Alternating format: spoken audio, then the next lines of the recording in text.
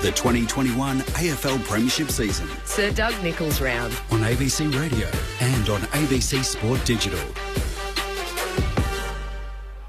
After being unsure where we'd find ourselves in round 12, the Crows and the Pies are finally set to clash at the Adelaide Oval this afternoon. But all eyes may be on the fans in attendance who have been told to dodge the football at all costs.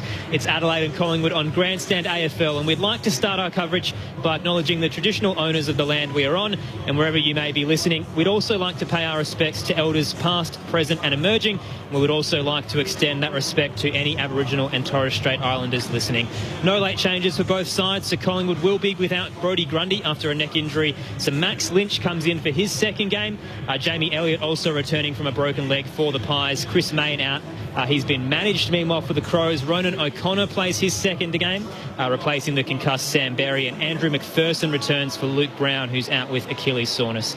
Aaron Bryans with you, and alongside me, as always, at the Adelaide Oval is Neil Cross. Welcome, Crossy. Aaron, fantastic to be here. I thought we might be able to leave behind whether Collingwood should be here or not. I thought we might be able to leave behind the $50,000 the Crows have been fined for not wearing, or some of them not wearing masks on a plane. But no, we're still talking about it. Maybe when the bounce goes down, we can concentrate on footy for a change. I don't know. It depends whether players kick the ball into the crowd. So the first two rows are empty this afternoon, but there's still a packed house in. So it's a ring of steel. I guarantee the ball is going to hit someone at some point, and we'll wait and see what the reaction is after what the health officer Nicholas Spurrier said during the week. Your experts this afternoon are firstly Carlton Premiership player Scott Camporelli. Welcome, Campo.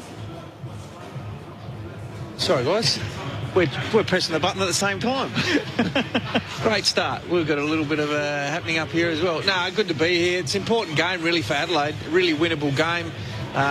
They probably need to win, really, in terms of what they've been able to dish up the last few weeks, although they got over Melbourne in a really tight one. But, look, everything is probably against Collingwood, to be fair, with the week they've had, the presidency, the travel, the COVID, the isolation, still the continued talk around Bucks' contract. There's a fair bit going on at that footy club, probably as much as I've probably ever seen, Jamo, to be fair, with over the 25 years I've been involved at AFL level. So great opportunity for Adelaide, home deck. It's a game I think they should win. Alongside Scott Camporelli, Adelaide Crows Premiership player, and board member Rod Jamieson.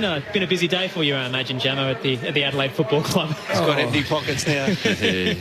Look, I have to say, bitterly disappointing. Something that's so important in the community, and everyone's aware of it, and the messaging to our players and everyone involved, and for them not to follow through in its simplest form was really bitterly disappointing. And I think Tim Silvers, the CEO, has expressed that, and we cop a fine of $50,000, which is enormously significant. So we'll accept it and make sure it never happens again. But I just want to touch on, it was interesting how Nicholas Spurrier said a little bit about if it goes into the crowd. Like, I've been watching this really close.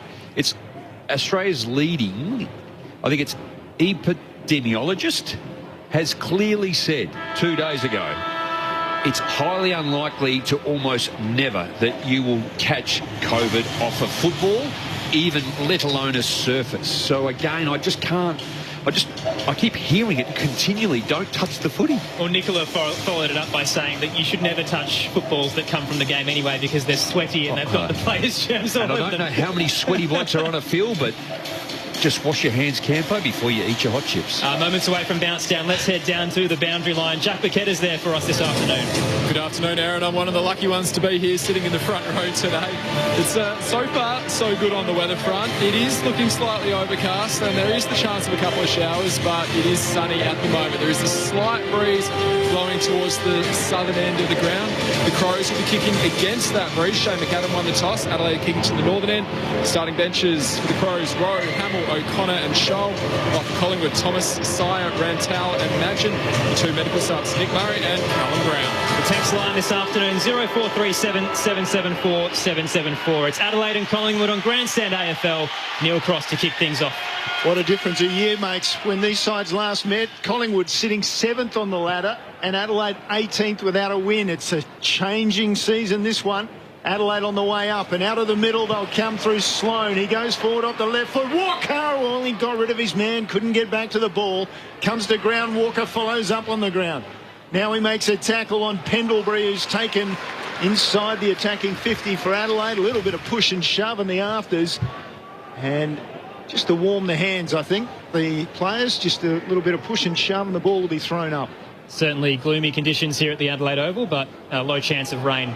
From the ruck contest, Walker got it down to Keys, hands it back to Sloane from 45. He sets it up towards the top of the goal square. Moore at best, couldn't take it for the Pies. Crisp is nudged off it. Maynard tries to tap it to Crisp. Schomburg cuts it off for the Crows. We're in the scoreboard pocket. McAdam will tackle Puena over the line.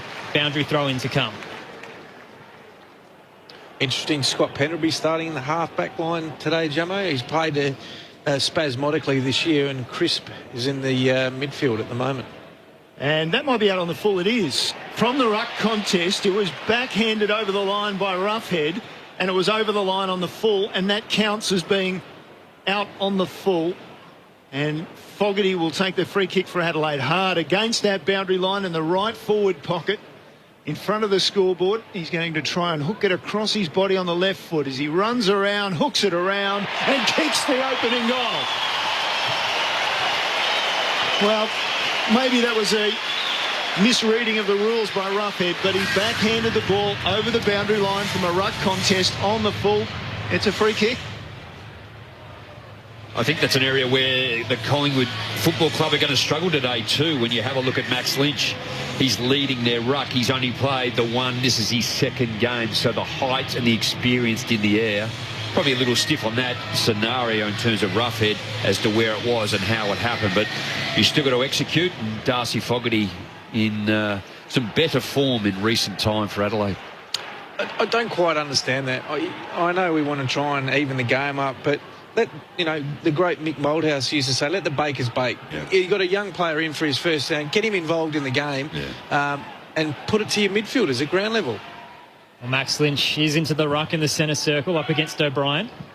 Awkward bounce in the middle. Favours Lynch, who gets the tap down. He's looking for De Goey, pulled away from it by Keys. Coming in to assist is Smith for the Crows. Taps it out to the eastern side. Diving through, a hand pass from McKay. He's received a free kick in the process. Hoskin Elliott gets him high.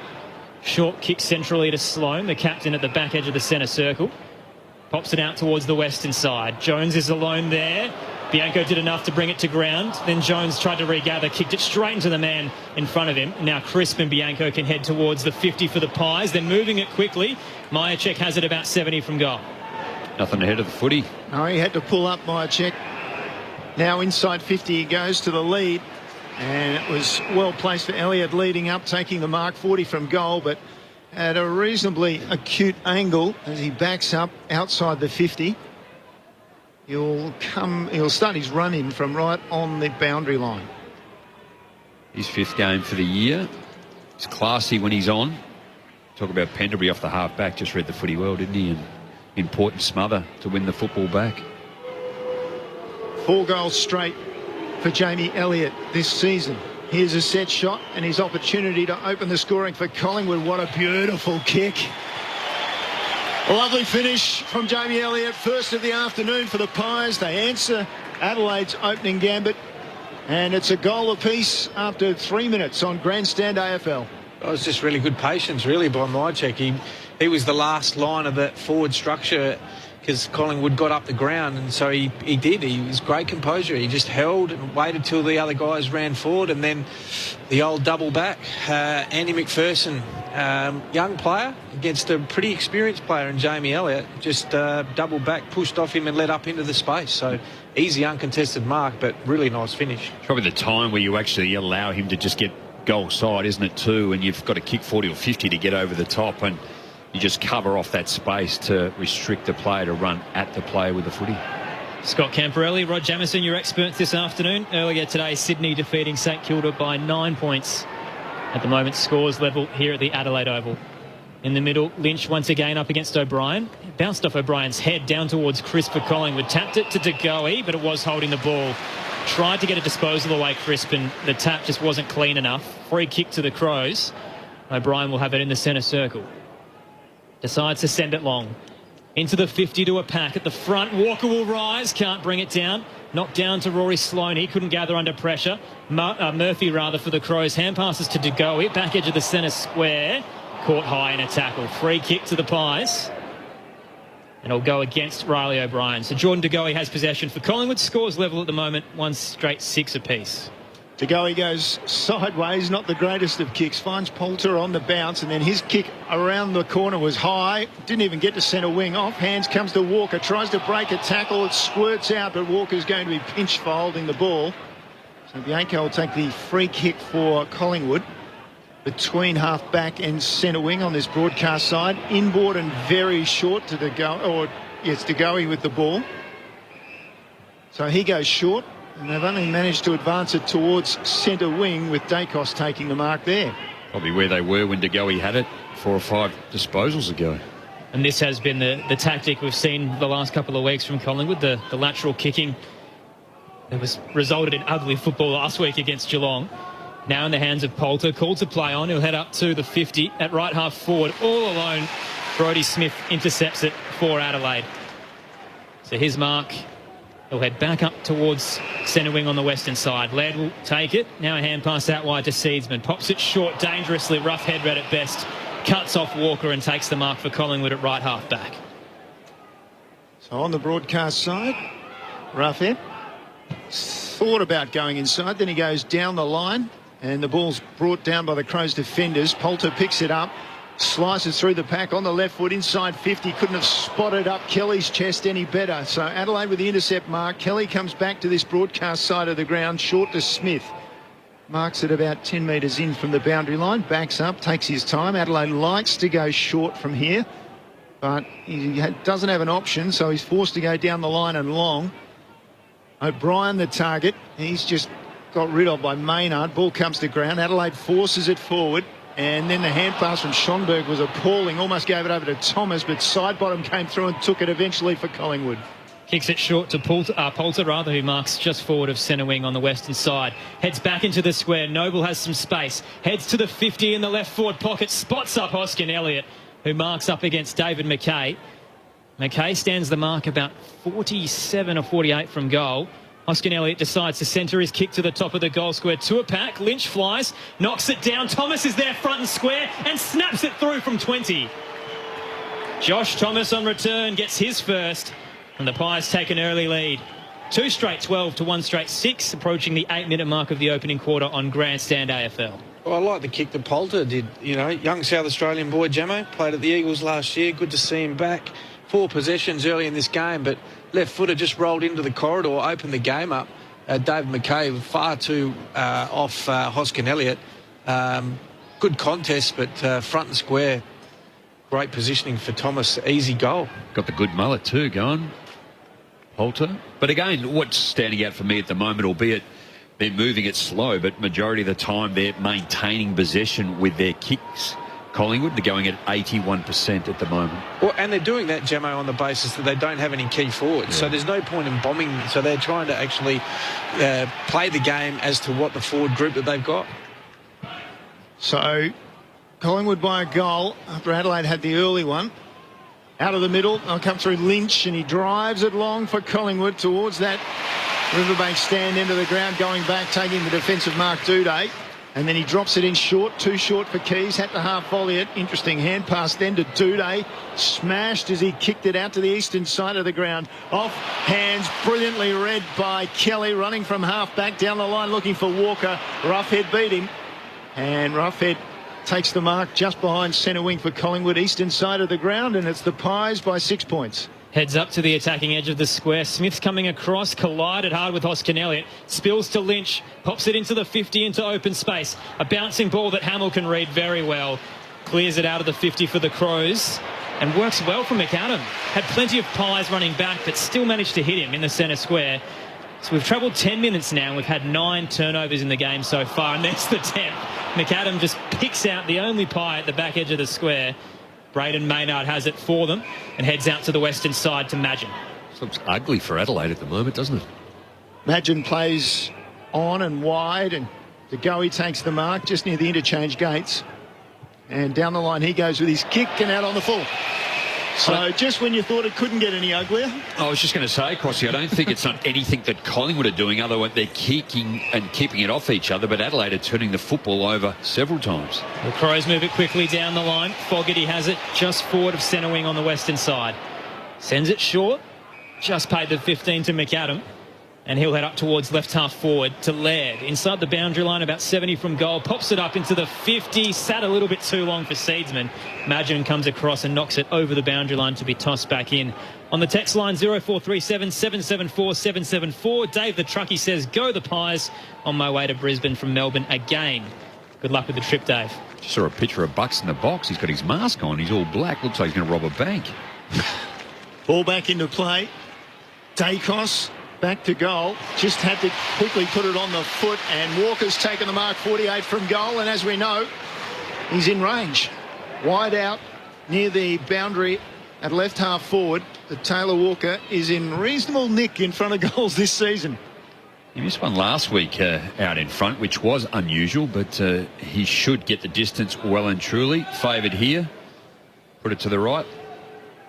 Walker, the only player to win the goal and mark of the round this season. He's away to the right with that kick, and marked down there well by Moore in the defensive pocket for Collingwood, and he'll go back and just take his time and look for a short option. So Darcy Moore, 8th in the league for intercepts coming into this round. He's got another there. Runs across the goal face and heads out of the 50 dangerously. Myercheck nearly took it, did enough. Tapped it down to Thomas. The Pies now head through the centre square. Bounces up in front of Crisp, who can gather cleanly. Short kick into the 50, leading out Elliott. Hits him on the chest. 40 from goal, 45-degree angle to the right. It's sloppy, Adelaide. Well, it's been the Achilles heel all year, Jimmo. If you look at in terms of their defence out of their forward half, they're the second worst team in the competition at trying to defend that part of the ground and then letting opposition teams score. And you see it there, just too easy. And poor Andrew McPherson, I know we're critical of him. Once again, he should have done a bit more body work. But Jamie Elliott can lead virtually 180 degrees without any pressure on him. So Elliott starts outside the 50. On return from a broken leg, he could have 2 in the first quarter. He does. The Pies have 3 in 12 and a half minutes, and Jamie Elliott with 2. It's 3 straight 18 to 1 straight 6. Early stages of the opening quarter on Grandstand AFL. Your experts, Scott Camporelli and Rod Jamison. Well, both teams are pretty similar in terms of their MO, Jamo, with trying to control the ball with uncontested marks. Adelaide's had 12, Collingwood's had 15. Not even halfway through the first quarter, so that was probably the thing I was critical about Adelaide last week. 148 marks against Richmond. Yeah. Like, you just can't, you know, it's an obvious statement, but you can't score if you don't have the ball in your hands. So if you give teams, particularly good teams, the opportunity to own the ball and you don't defend, and they really balance in terms of when they can go quick, which is what Collingwood's done here, and they've kicked 2 easy goals. I think Taylor Walker already twice has gone across the ground as opposed to leading up where he know his strength is, and Roughhead has outmarked him on both occasions. Collingwood by 12 points in the middle. No takeaway just yet. Ball on the ground. This time Jones off the back of the square gets it forward for Adelaide. It's off hands and back into the centre square. To Goey, nice pick up. Hand pass off to Maynard on his left foot. Wobbly old kick inside 50. Elliott, did he push McPherson? Umpire said no. And he takes it on his chest, and he'll have another look at the goals from some 35 metres out, straight in front. Just out-bodied on the replay. Just shoved him in the side. There's nothing wrong with that. That's just pure body strength. Jamie Elliott, 10-year player versus a second-year player. Missed 9 games with a broken leg. Now he's back in the side, and he's still yet to miss a shot at goal. And in he comes, and he's got his 3rd of the afternoon and his 7th for the season without a behind. And the Pies have 4 goals straight, 24 on the board. Adelaide 1 goal straight, 6 after 14 minutes. Well, where do they go? Andy McPherson, critical on the first one, Jamo. Second one, that was just poor team defence he gave there. That one, he just got out-bodied. So in terms of the coach's box and what they're thinking now is, do we switch Jake Kelly to him? Just a little bit bigger body, probably a bit more seasoned campaigner, or do you back him in? Oh, it looks like they're going to back him in again. And Jake Kelly just had a word to him. Might have come off the ground. He's just come off, yep. Not sure you'd be coming off after you kick 3 in 10 minutes, Jamo. No. Why would you? Just go back and tell Bucks. I'm hot, coach. Leave me on. Leave me on. I've got this bloke's measure. So the Pies by 18, 15 minutes gone in the opening quarter. Max Lynch back into the ruck up against O'Brien. Lynch wins it down, tapped it towards Sire, had Keys right on him, might have been pulled away without it. O'Brien tried to sock it off the deck, but Laird stripped him of it. Regardless, the Crows get a clearance. Keys to centre half forward, bounces up towards Walker. Nice hand pass out for Rowe, caught in the tackle from Maynard. Ricochets out, Laird picks it up, may have been caught high, gets out of the tackle, tries to regather in the centre square. This time Sire wraps up one arm, has no option, Laird, but to collapse into the ground, and will get a ball up. Attacking edge of the square for the Crows, down by 18. Ball in the air straight away. O'Brien, great knockdown. Schonberg, quick hand pass off. Laird inside 50 and Walker's in front this time and coming up the ground. Low down, he takes the mark on his chest and he'll have a look at the goal face, basically straight in front. Well, just a nice piece of ruck work. Riley O'Brien hits it forward, which is not always the case to Schonberg, and then Laird just wraps around on his left. Quick hack kick forward, but really good positioning. Forwards play in front. You never know what can happen. The ball will drop quickly out of a snap kick out of stoppage. So Walker begins his run inside the centre square. Will kick it from perhaps 45. Comes in and he's not happy with it. Away to the right. Minus score. First of the afternoon by either side. Adelaide 117. Collingwood 4 straight 24. Moore from full back plays on straight away out to Maynard by hand. Chips it short, looking for Crisp, who takes it just outside the 50 on that eastern side. He's lucky to make the distance there, Taylor Walker, wasn't he? Too. Looks like the breeze from the north is just heading to the west too, so kicking into it in this first quarter. Crisp immediately went inward to Pendlebury, and now Madgen's in the right back pocket. So the Pies keep looking sideways, and they'll do the same. Madgen's kicks a little short for Pendlebury, gathers cleanly off the bounce though, and heads back to the scoreboard pocket. Maynard takes it, and finally they exit the 50 once again to Roughhead. Pops it over the top to Crisp. Kick mark game seems to be working for them. Flat down the line, hits Quaynor, has a bit of a fumble, has to regather under pressure. Crows swarm, Rowe with a hand pass out. Gets it off towards Schonberg, high into the 50 he goes. Outnumbered is Thilthorpe, diving in, can't take it. The Crows have numbers to regather. Imagine a hand pass out to Quaynor, and Crisp can once again get it out of the 50. Off the left foot, turns it over straight away because Adelaide had numbers. And Kelly took it inboard with his short kick. He finds Laird. So Laird's between centre wing and half forward for Adelaide. Out there on the eastern side of the ground. Now he plays on around side bottom. Kicks long into that scoreboard pocket. Big fist comes in more centre of the pack. Knocks it over the boundary line. We'll get a throw in. Natives in Adelaide just a little restless. Not happy with his first quarter thus far. 4 straight to Collingwood, 1-1-7 for the Crows. Poor entry. Walker, Thilthorpe, Fogarty and O'Brien all under the football on that occasion. It's just heavily congested. Walker gets the tap down in the 50, bounces out of the arc, gathered cleanly by Sholo, gets it to Laird, pops it to the pocket. Fogarty may have been held, wanted the free kick, won't receive it. Boundary throw-in to come in front of the scoreboard.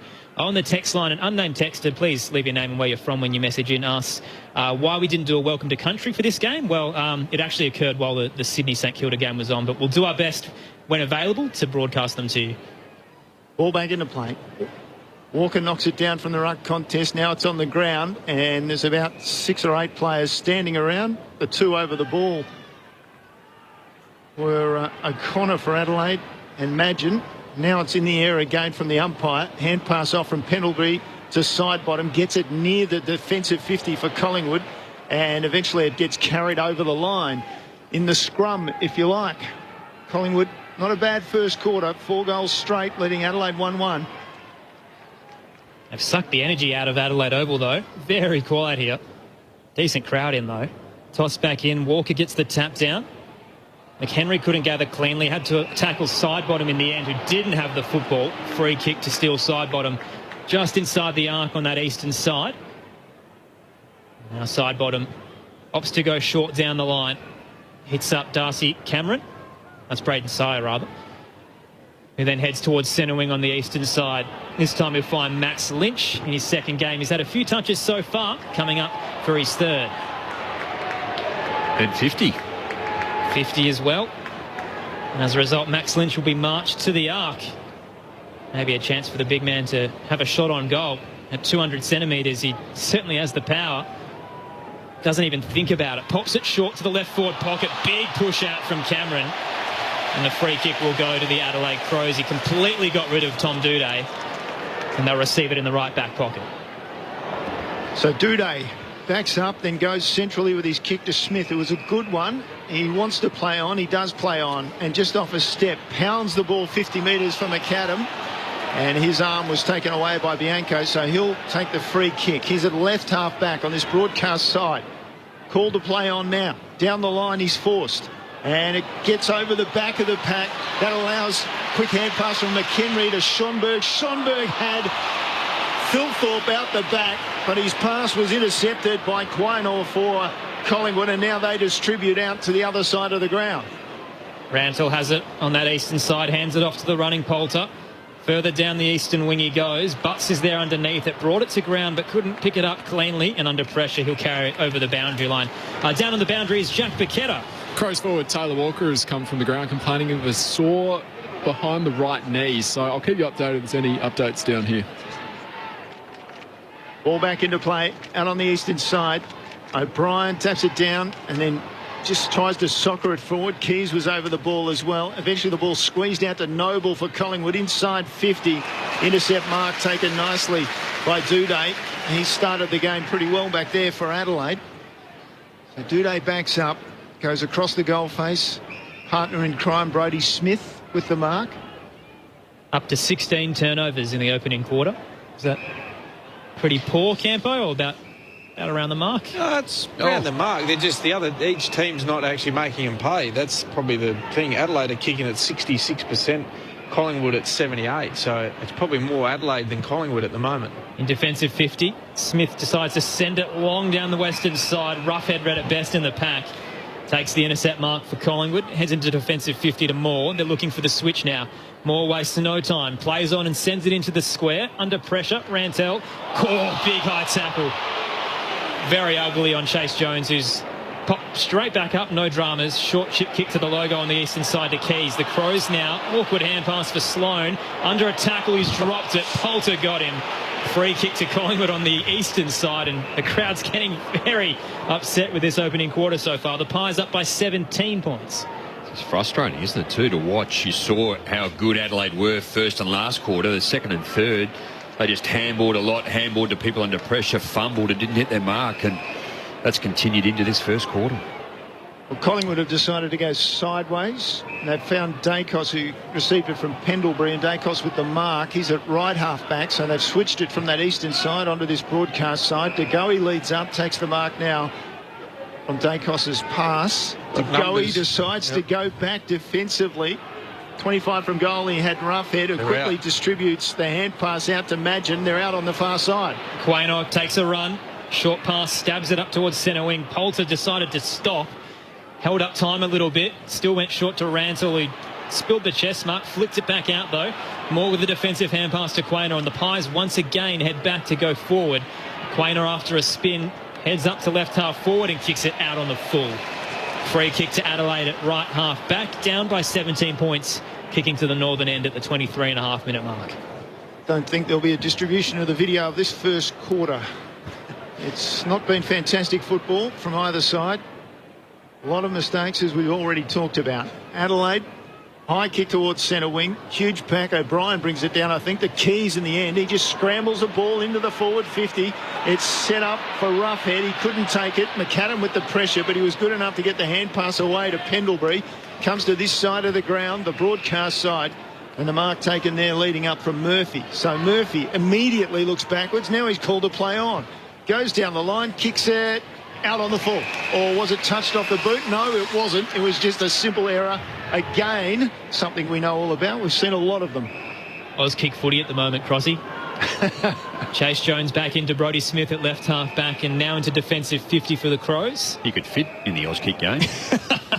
Height, I'm talking There's only. the first sledge of the day. So could you, though. Seedsman to Keys and now gets it back at the back edge of the centre square. I thought you were talking about his skill level. I was talking about his height. There's a reason why I commentate, Gemmo, and don't play the game. Seedsman turns it over. Awkward kick to centre wing on the western side. Murphy for the Pies. Heads towards the square. Hoskin Elliott takes the mark. Continues it inbound. Finds Dacos. Dacos wastes no time. Flat kick into the 50, leading out Elliott once again. Wow.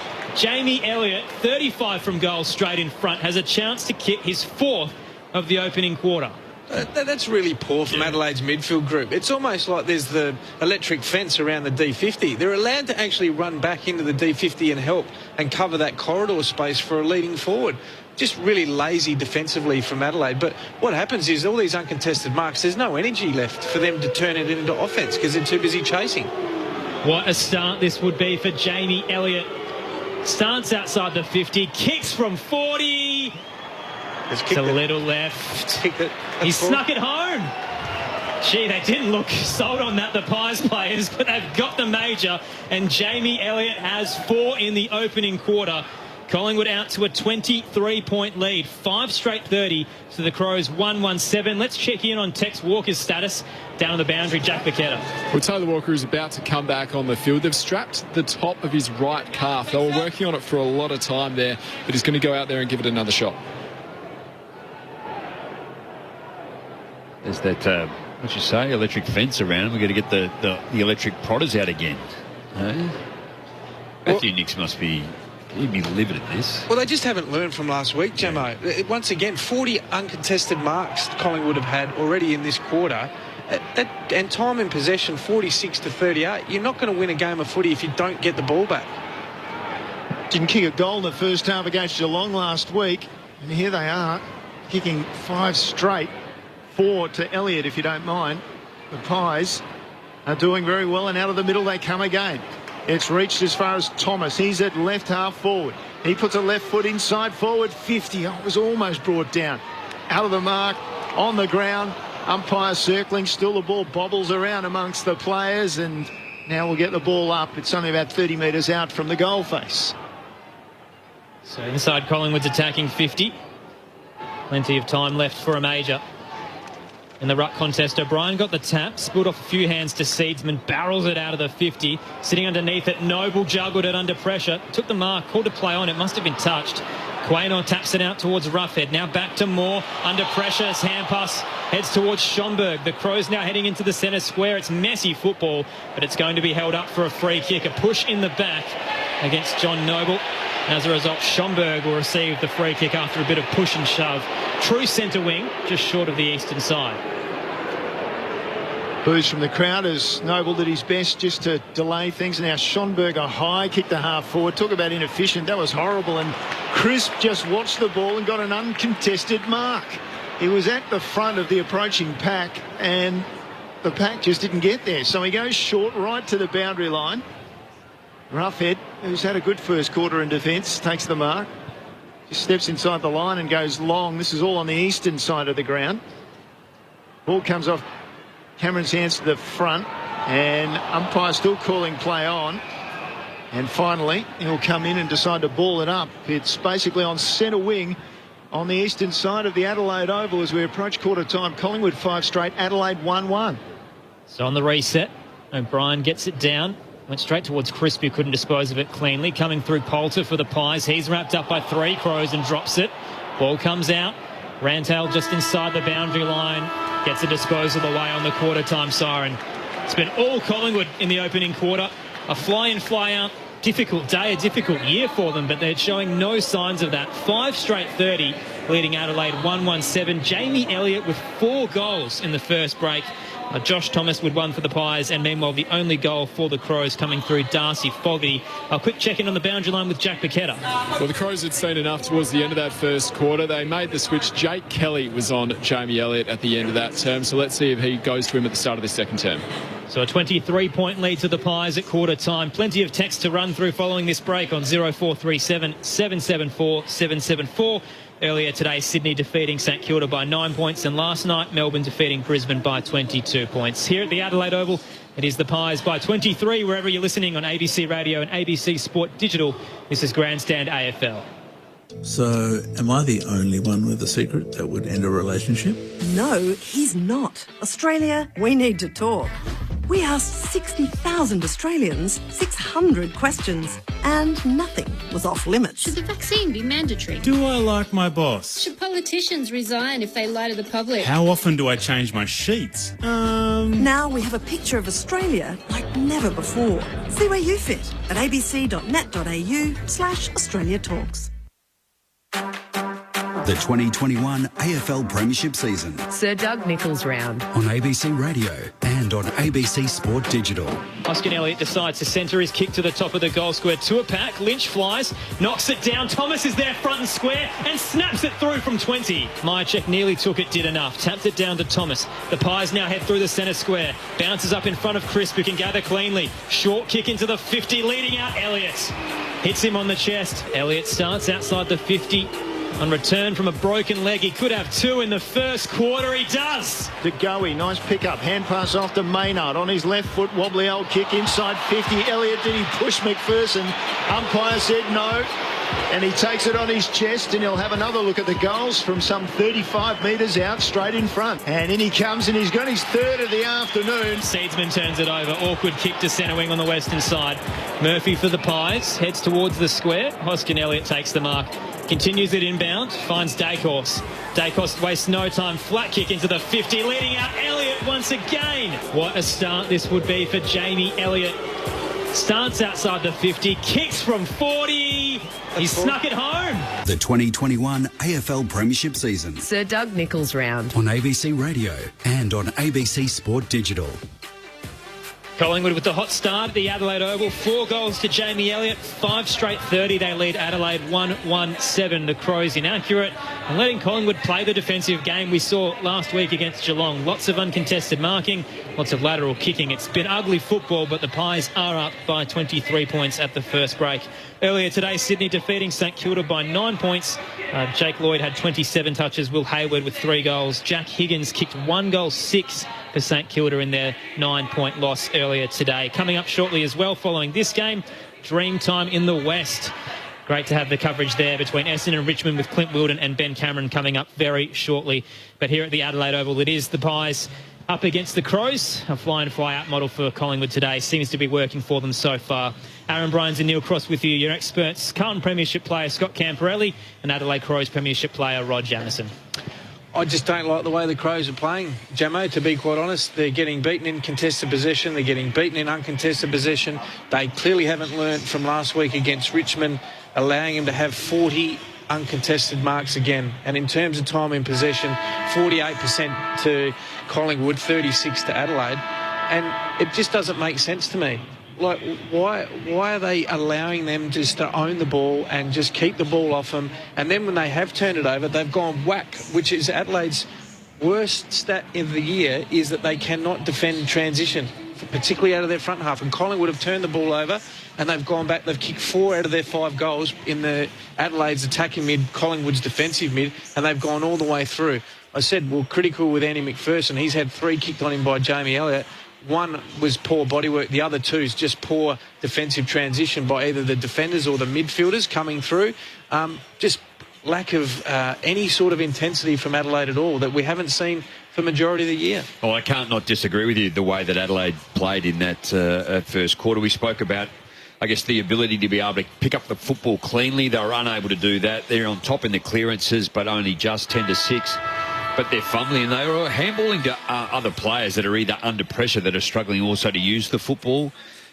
We spoke about their disposal, over handballing, and then everything you've just highlighted. So really poor quarter by Collingwood. But I like the way they had Scott Pendlebury behind the football too. And when you have a look at the players back there in Roughhead, had plenty of the football, uses it well. Maynard uses it well. Crisp was in the middle, but he's got the ability to go back also too, and side bottom go forward, go into the middle. So they've got some class that uses the football well.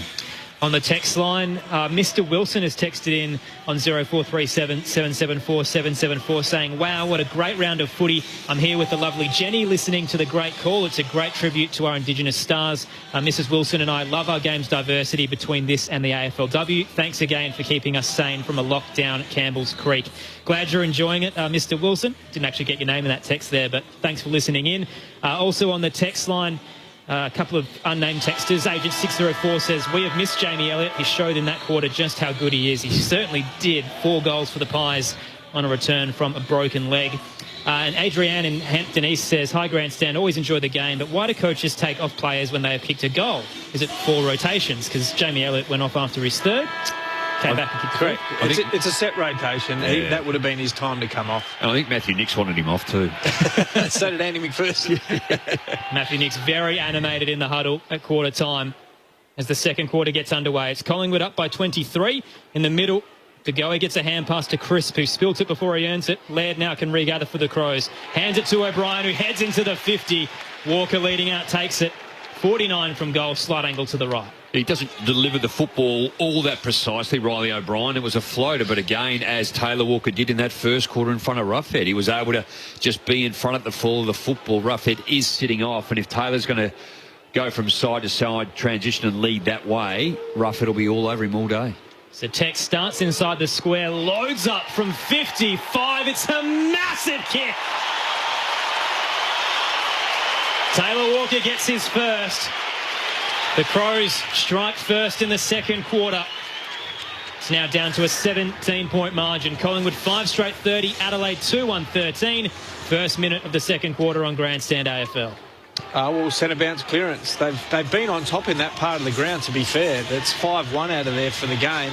But just got the momentum forward. And as we've said most of the year, a centre bounce clearance gives your forwards the best opportunity because it's 6v6, and Taylor Walker's probably feasted on that for majority of the year. Adelaide pretty good out of there. Collingwood, this isn't a strength, their centre bounce work. Lucky on that occasion though, De Goey had hold of the football, fumbled himself, and Adelaide were able to win it back. So Walker with his first of the afternoon. A calf problem that he had in the opening quarter, that he spent some time on the bench getting treated, not affecting his kick or his distance.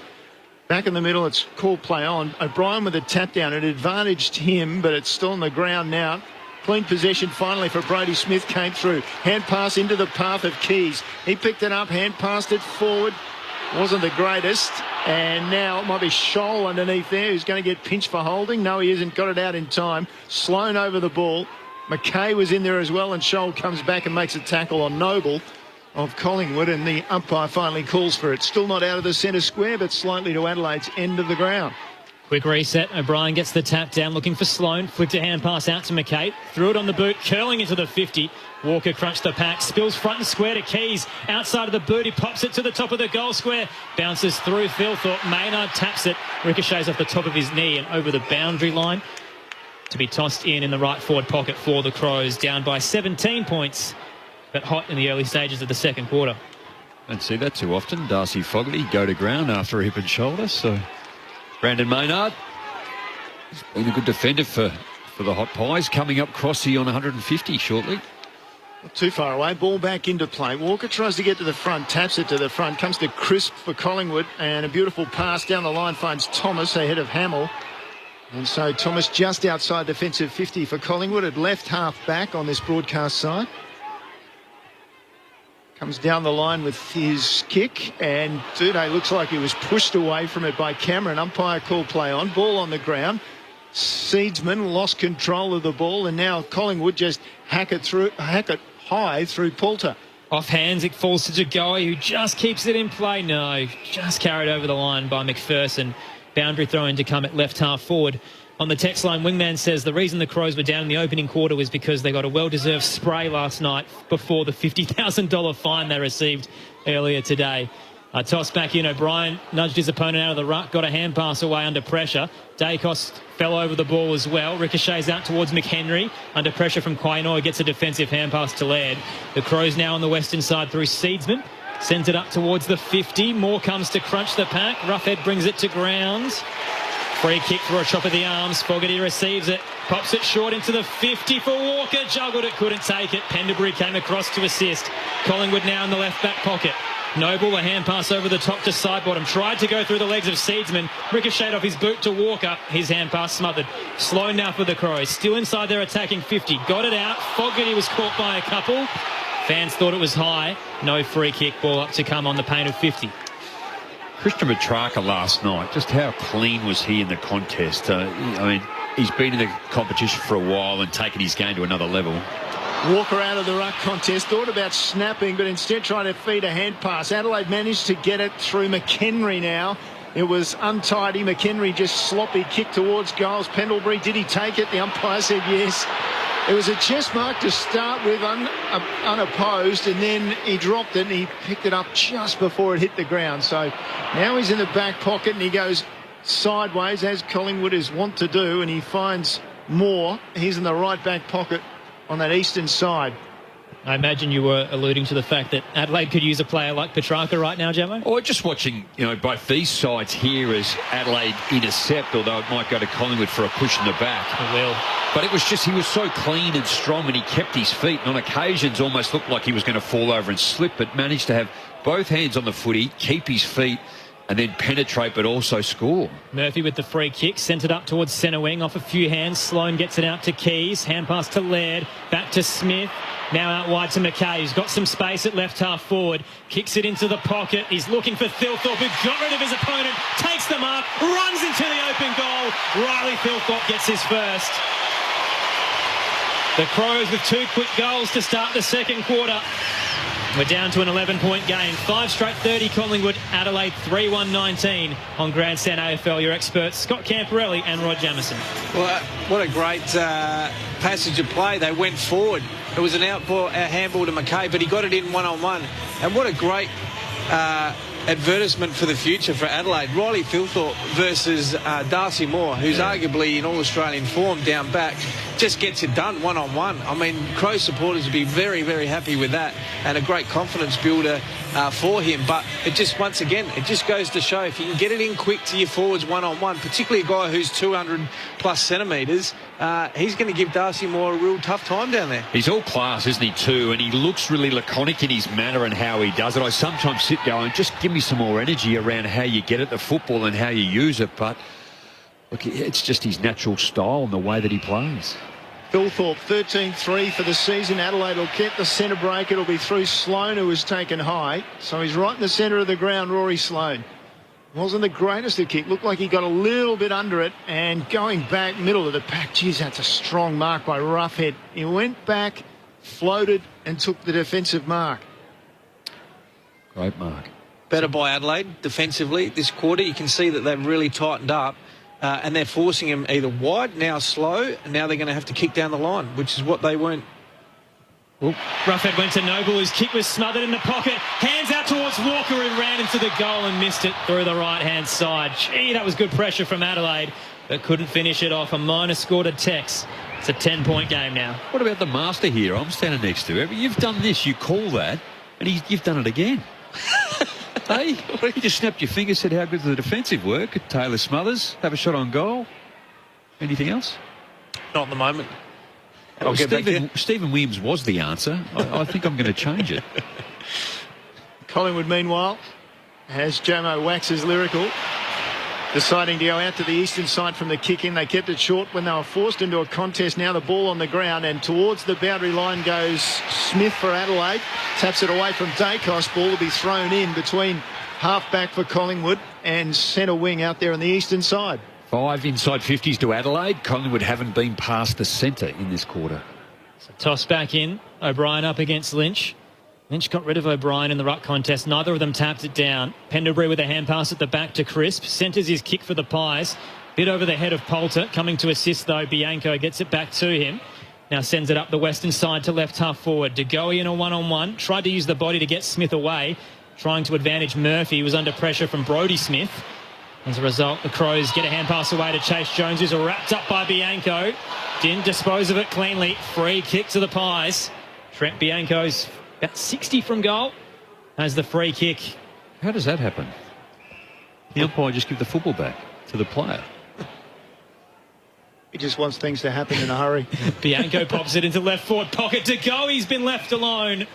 Runs out, takes the mark, tightest of angles. About 15 to 20 out from goal. That's unusual. Just wants to get involved, Jamo. Plays on quickly. De Goey curling it around from the impossible angle. Jordan De Goey. That is beautiful. Collingwood answer back their first goal of the second quarter. They push their lead out to 16 points. 6 straight 36. Adelaide 3-2-20. 9.5 minutes gone in the second quarter on Grandstand AFL. Well, it was 2-on-2 there, wasn't it, on the half-back line? And I think it was... Shoal. I think it was Duday first initially in the contest. He got it over to Chase Jones and he tried to get around. I think he was hoping for the free to be high, but ended up getting caught holding the ball. Just get rid of it. He had the ball stuck in one arm, was thinking about trying to drop it onto his foot, and one of his teammates literally took it out of his hands, and the umpire said, well, sorry, you're gone. Oh, pass a parcel. Without the music. 6 straight for Collingwood, 3-2 Adelaide. Ball back in the middle. Down it goes. O'Brien advantage by it. He just taps it straight forward at 12 o'clock. Picked up by Sire for Collingwood. Got out of a tackle. Slipped a hand pass. Partially smothered. McHenry picked it up for Adelaide. His hand pass no good. Chris picked it up. Hand passed it forward. McHenry intercepted. Was taken high. Now he's given it to Schonberg. Walker on the lead. And he hits him well. Walker in front of the eyes and in front of his opponent as well in Roughhead. And he's going to go back and have a look at the goal face because the mark's inside 50, about 45 out.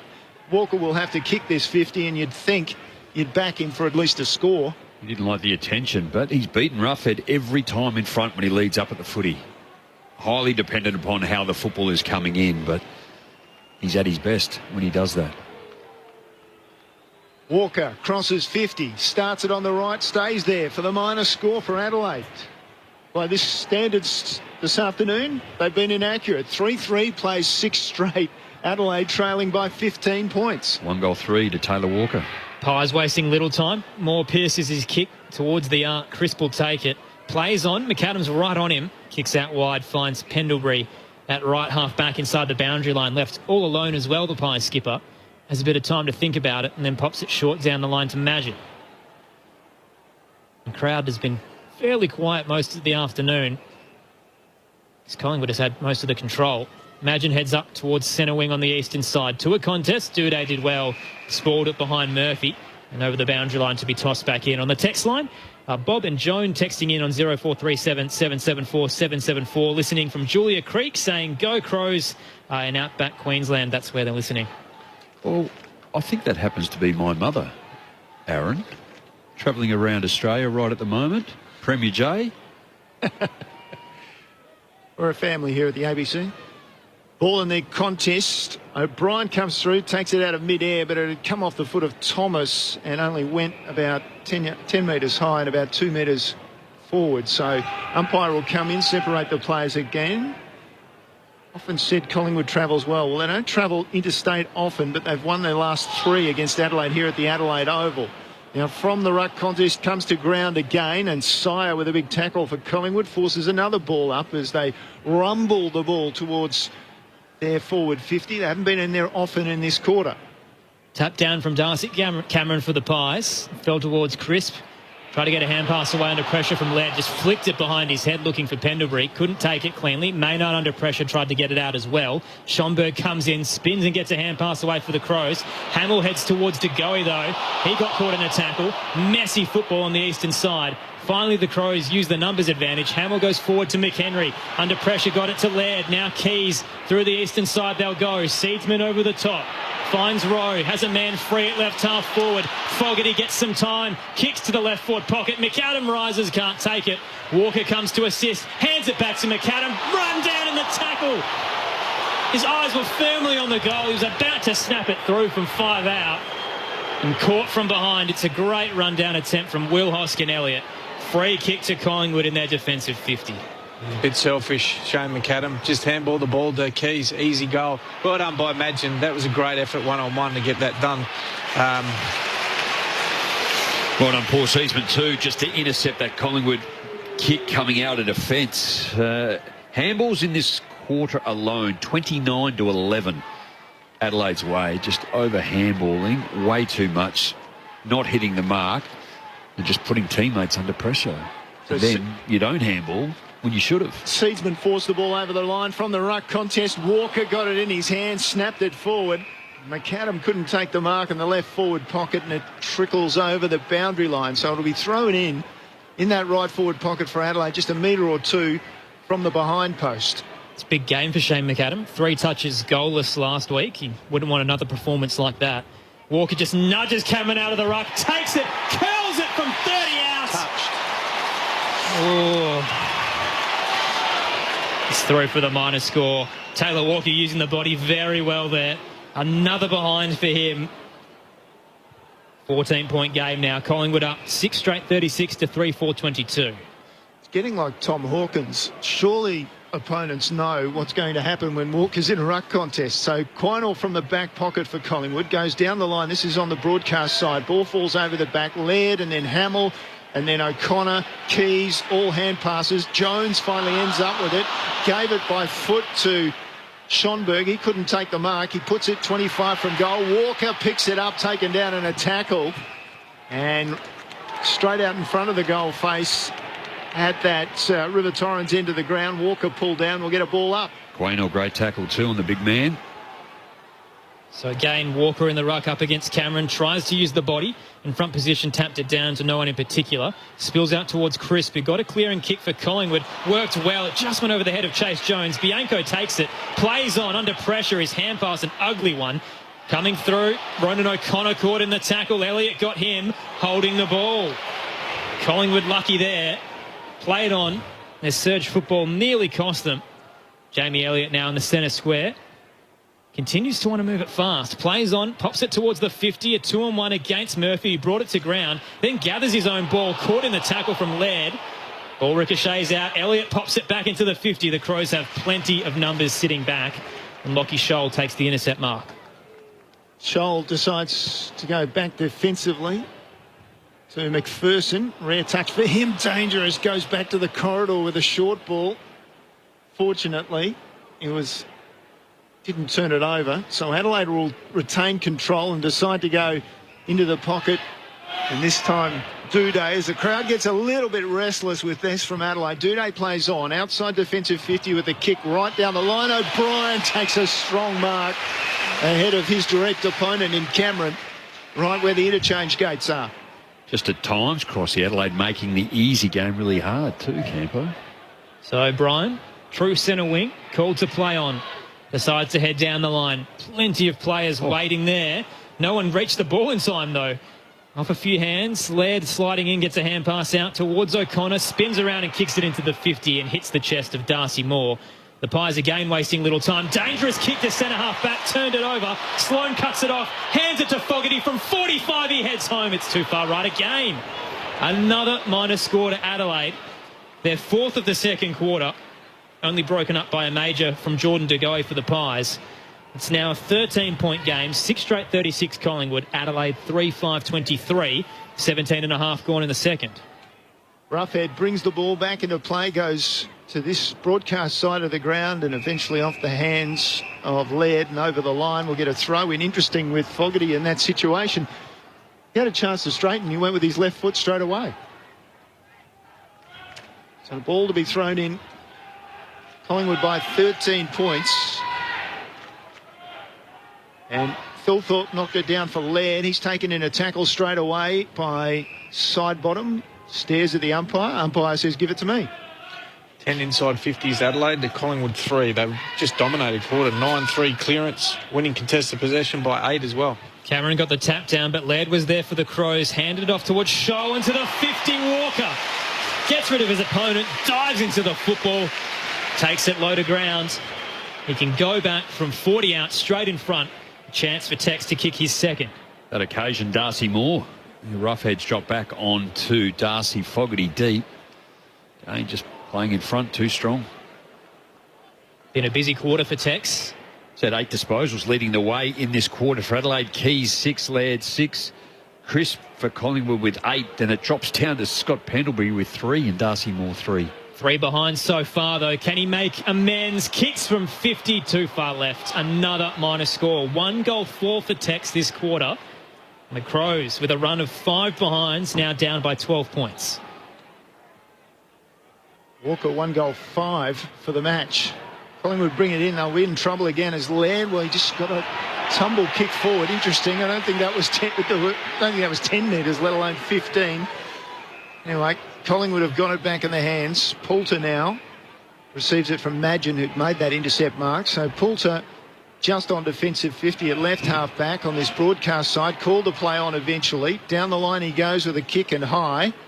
And big pack forms off hands again. Butts did well. Got the hands up and then got the ball over the top and then kicked down the line, and McAdam was first to read it, and he took the mark just outside attacking 50. Slots the ball inside looking for Walker. It's punched away from him. Thomas was at the foot there for Collingwood. Gave it to Pendlebury by hand, and then he gave it to Hoskin Elliott, and they're out on the far side of the ground. Rantel gathers, hand pass over the top looking for Hoskin Elliott. The Pies continue to surge up to right half forward. Thomas now heads to the scoreboard pocket. Dugowie brought down in the contest. Intercept mark taken by Duday as they both fell to ground. The Crows now with a central kick to Smith. He's about 35 out from the defensive goal line. Sydney played St Kilda today. Sydney won by 9 points. Jack Higgins kicked 1 goal 6 in that game. Looked almost in tears as he exited the ground as well, knowing what had happened and how close they got. The Crows head out to the eastern side off a few hands. Hoskin Elliott's tackled to ground, ball up to come. Seedsman caught him in the end. Currently it is the Pies by 12 points. Time on in the second on Grandstand AFL. Tapped down by Thilthorpe straight to Schomburg. Threw it on the boot down the line. Moore reads it best. Beats Fogarty in the contest and takes the intercept mark for Collingwood. Goes sideways just for a change. Rough hit. Transition complete to this side of the ground. Doesn't quite make it. Jones read the angle for Adelaide. Came across, knocked it away from Bianco and over the line for the throw in at right half forward for Adelaide. It's been a good quarter in most ways for Adelaide, except from the scoreboard. O'Brien, the only ruckman who went up, decided to tap it down regardless, went towards the boundary line and rolls over to be tossed back in. On the text line, Jake, listening in, has texted from Leonora in WA Goldfields and is excited for the Golden Gift this weekend. Also, Koso in Bayswater, WA, is asking, what is the highest amount of straight goals only this year? I believe it was Adelaide against Hawthorn in Tasmania. 12 or 13, I think they got in the first half. From the ruck contest, McHenry flicks it out to Laird.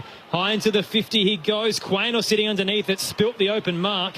Walker comes in, he's caught in the tackle, driven into the turf. Push in the back. Free kick against Isaac Quaynor. Taylor Walker has it, pops it short. A dangerous kick, I'm not even sure that was 15. Mark's been paid though. McHenry now has it, 30 from goal. Tighter angle to the right. So Walker kicked it from 45 and he's probably just hit 30 now. Well, it's probably fair enough. There's been some Collingwood marks that were a bit dubious in terms of the overall distance as well, Aaron, but pretty good decision, I think, by Tex, you know, just to get a little bit closer. He hasn't been kicking that well. Ned McHenry, normally reasonable set shot. 5-2 for the year. McHenry comes in, kicks from 35. It's looking left, but it's coming back. A late bend and Ned McHenry gets the major. The Crows finally convert one after 5 shots on goal. Their third goal of the second quarter. And we're down to a 1-goal game. It's 6 points the margin. 6 straight 36 Collingwood to 4-6-30 Adelaide. Plenty of numbers in that update, but it's a tight game in the second quarter. 22 minutes gone on Grandstand AFL. Your experts, Scott Camporelli and Rod Jamieson. Well, they've dominated the quarter. That's their 14th inside 50, Adelaide, to 4 for Collingwood.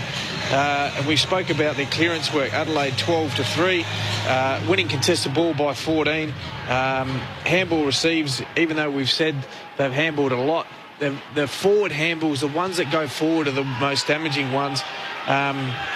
Really important. Collingwood hold on here. 3 goals, 5. Adelaide haven't really had reward for effort for the quarter, but the thing I've loved is they've shut down that uncontested mark game. Only 18 so far for the quarter. Collingwood on a 3-game losing streak. They've lost 8 of their past 9. You can see sometimes how they can be dominated. Out of the middle, those side bottom gets the clearance for Collingwood. Duday picks it up on the bounce at half back for Adelaide. Takes it away near the interchange gates. Goes the kick, and Quaynor read it best ahead of Rowe to take the mark for Collingwood. So Pies will load up again late in this second term. They've kicked 6 straight. Quaynor to left half forward. Myercheck flew high but couldn't take it. Flicked out from Elliott towards Dacos. Curls it around into the 50. To go, he rises. McPherson reads it best though. Comes across, spoils it over the boundary line to be tossed back in. Spent most of his time in the forward half, Jordan De Goey, this second quarter. He just doesn't. He's I think they're trying to play him like a Dustin Martin type scenario, but I've got a fair bit of the football around in the middle of the ground in the early part of the first. Oh, the ball just spewed forward out of the ruck contest. Elliott picked it up and off the left foot he slides home his 5th goal of the game. What a finish from Elliott, just under the arms of the approaching Adelaide player. He was very quick ball to boot and reacted so well, and gives Collingwood a 7 straight 42 scoreline to Adelaide 4-6-30 after 24, nearly 25 minutes gone in the second term on Grandstand AFL. Well, Ben Keys was versus him at that forward 50 stoppage. Didn't do a lot wrong, Keys, but just allowed him just to get goal side, and the ball just flipped forward. And one touch, Jamie Elliott, and then really smart in probably dewy conditions, the understanding or the footy IQ to actually kick it under his arms and skid it through. 5 in the game till half-time. He's had a fair return. Complete mirror image of last week. At half-time, Collingwood was 0-7. They're now 7 straight here at the Adelaide Oval, leading Adelaide 4-6. Week's a long time in footy. Clean bounce in the middle. Max Lynch with the tap, heading towards side bottom. Gathered off the bounce. A hand pass to Crisp. Heads towards the 50. At left half forward, it'll just drop towards Murphy. May have been held by Chase Jones. Free kick going Collingwood's way. Nathan Murphy to receive it. He's about 60 out from goal on the left. And quickly the Crows players will flood into their defensive 50. Murphy centres his kick about 35 from home, leading out a fair few players. Butts at the front, couldn't take it. Spilt to Crisp. Threw it on the left. It's all the way across the goal face. Out of bounds on the full in the scoreboard pocket. Free kick to Adelaide, who are down by 12. McKay will take the free kick back in the left back pocket in front of the scoreboard there. For all Adelaide's dominance of this quarter, they trail by 23 at half-time. They're still trail by 12 points. Kick to the outer side, goes to Thilthorpe, takes the mark immediately down and goes centrally with a kick, which was dangerous, hence Jamo's reaction. Oh, it's one Adelaide player to 3, Collingwood. Sloan took it. Now he's transferred it to this broadcast side of the ground to Jones. Jones hand pass inboard, looks for Butts. He decides to go down the line. Don't know about that kick. Picked off by Moore. And McAdam, who was perhaps the target, got a knee in the ribs for his trouble. Moore then stabs a kick out on the full. Execution of skills has been a problem in this match from both sides. Cue the Benny Hill music. So the Crows now bring it into play. Jones pops it short to Seedsman. Still on the western wing. Decides to send it long towards the right forward pocket. Walker's alone, had some eyes for it in the pack. Thilthorpe tapped it down. McAdam tried to soccer off the ground. Was smothered over the boundary line to be tossed back in. On the text line, Kevin's messaged in saying, sick of watching this rubbish. I'm just listening to you fellows instead. Fair enough. I don't know. What, to talk rubbish or... Or is it? I'd hope our brand's a little better than the brand of footy that's out there. Walker taps it down straight to McHenry, busting through from 30. Was wrapped up by a couple. Ball up to come in front of the goal face for the Crows. About 25 out. They're still down by 12, late stages of the second. On the air, Walker just lets it fall in front of him. Through came Moreau, got hand on it. Then Thilthorpe, his kick smothered. He went to Maynard, hand pass to Dacos, showed the ball, ducked back in, got a right foot kick down the line. Did pretty well off hands. It'll come back in through Jones. Off his left foot, 25 from goal. Smashed forward by Moore, picked up by Laird. Hand pass wide goes to Seedsman. One step, ball fading, and it sneaks in, I think. It is a goal for Adelaide. Team lifter from Seedsman late in the quarter. Adelaide just grabs that margin back to 1 goal. Adelaide 5-6-36, trailing Collingwood 7 straight 42. 28 and a half gone. Grandstand AFL down to Jack Paqueta on the boundary. This quarter will get worse for Collingwood. Braden Sire has gone down to the rooms looking a little bit groggy. I'll keep you updated with any developments. Well, Paul Seedsman, he's had a great year, Jamo. I've been really impressed with what he's done. He's played more wing today, which is something different. They've gone with Laird, Sloan and Keys a bit more. Normally, he's been that third one that gives them a bit of balance through there. But what a wonderful kick he is. Off one step. There's not too many players in the competition can finish like that.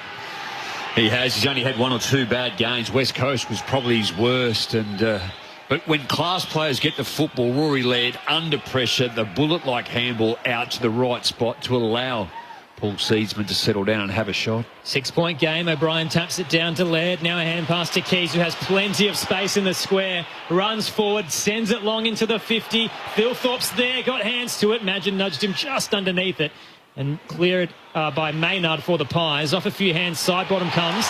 He's caught in a tackle from Jones. Seedsman comes to assist as well. Ball up to come at right half forward for Adelaide.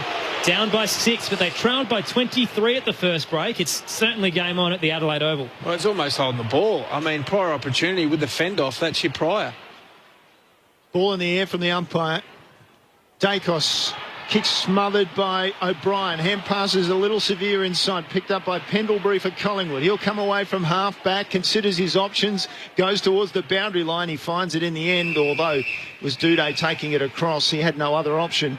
It was very skillfully done by the Collingwood captain, Pendlebury. And he just gave De Goey and Myercheck a real cook, as say, lead up at me, give me something. Toss back in. O'Brien in the front position, got it down to Seedsman. Laird now to Sloane in front of the benches. Curls around, heads up to the arc. Leading out, Philthorpe again just flew a little bit too underneath it. Ricochets into the 50 though. McHenry wraps up Quaino. Got a hand pass away. Spills to McAdam. Gets boot to ball. It's dribbling slowly to the goal line. Poulter gathers. He's wrapped up by Schonberg. Inside the pocket. It'll be a ball up just towards the goal line. Still inside Adelaide's attacking 50, and they've got 21 seconds to work with. Shane McAdam again. Is that selfish again? I just don't like that. You know, I know he's not in great form and he's trying to manufacture something, but do the team thing. That's an easy handball and probably a shot on goal. Collingwood rumble the ball out to about 25 from the goal phase without a clean possession, just harassing and pushing and tackling, and finally force another ball up. So we're closing in on half-time. Not maybe a touchdown and a kick is all we've got left in this quarter.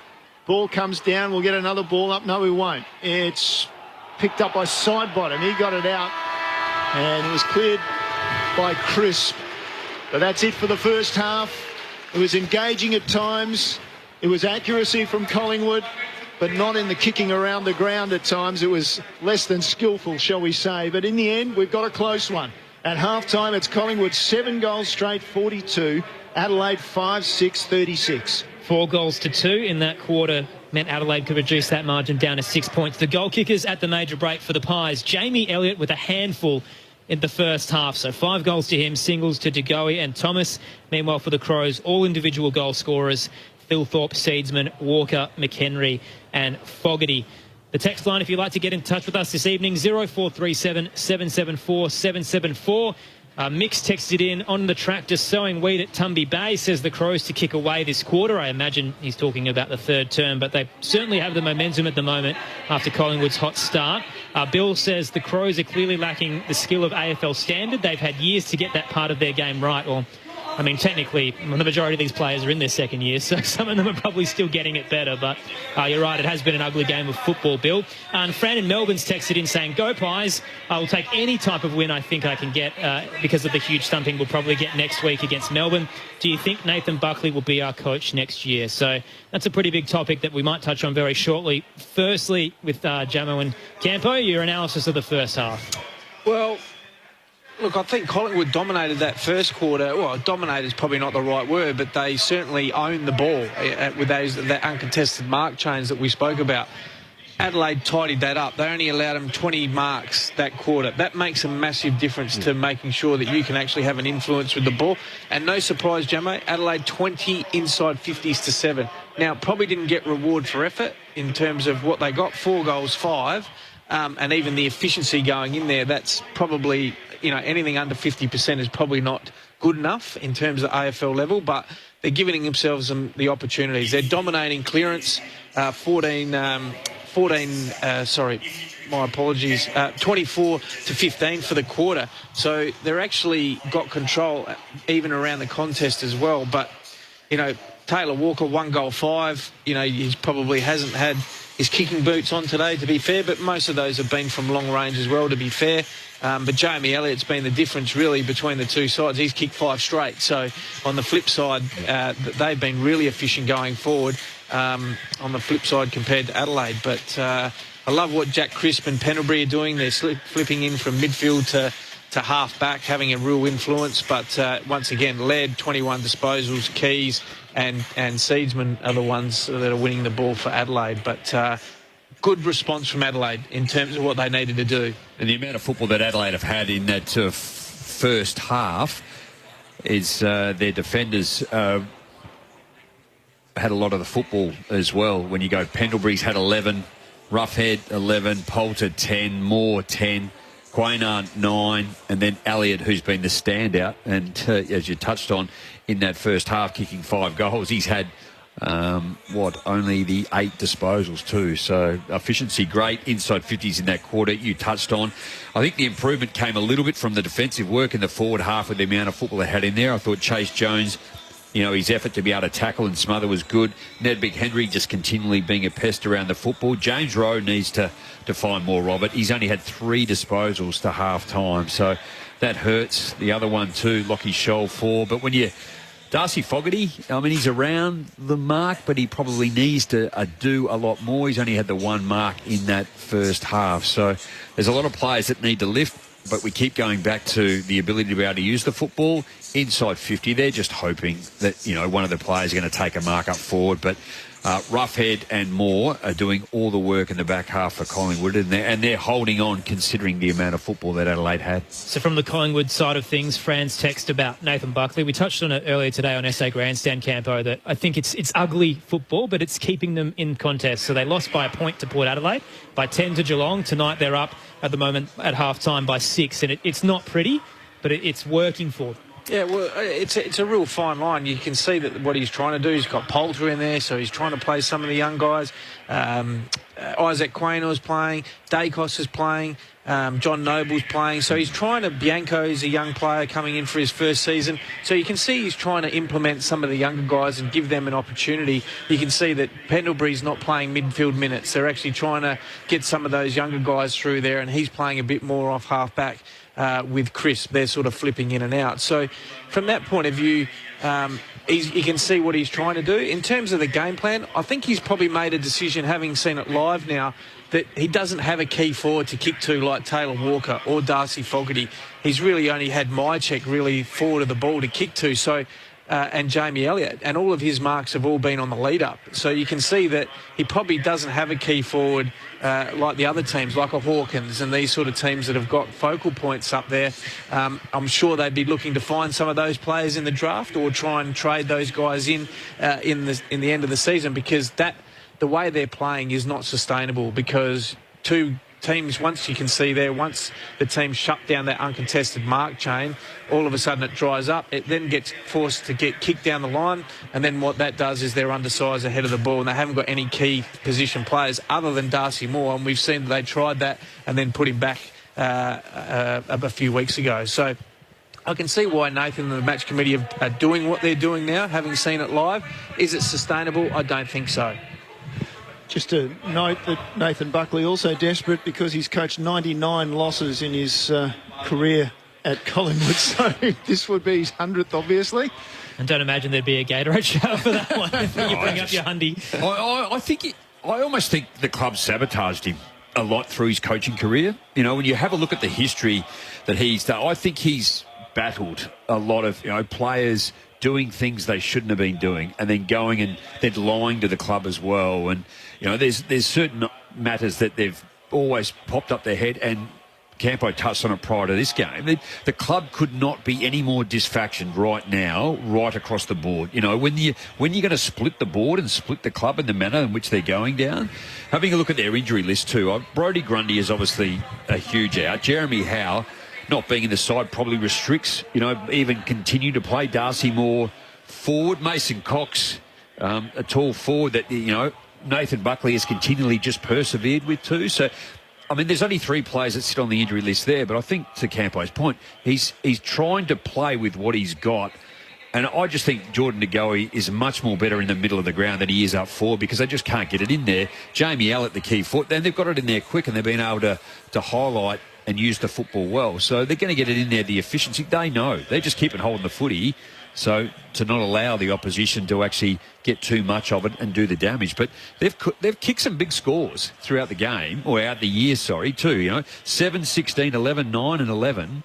And they've lost, I think you touched on it, 3 games within 10 points, and 2 of those were a point on each occasion. So, he's been a bit stiff this year, but I think the club has sabotaged him across the journey. You would think history would. Are they going to persevere and stick by him to be able to rebuild this club? They're at a crucial point. Harsh on the text line. Don't forget to leave your name and where you're from when you message in. Agent 883 says, what the hell, could Collingwood be any more defensive? So boring. The moronic commentators on ABC think Buckley's game plan is A-OK.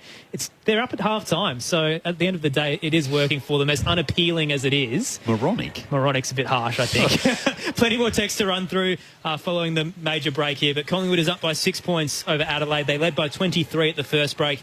The Crows kicking 4 goals to 2 in that second quarter. We'll give you some scores from around the country as well. But for now on ABC Radio and ABC Sport Digital, it's time to head to the ABC Newsroom.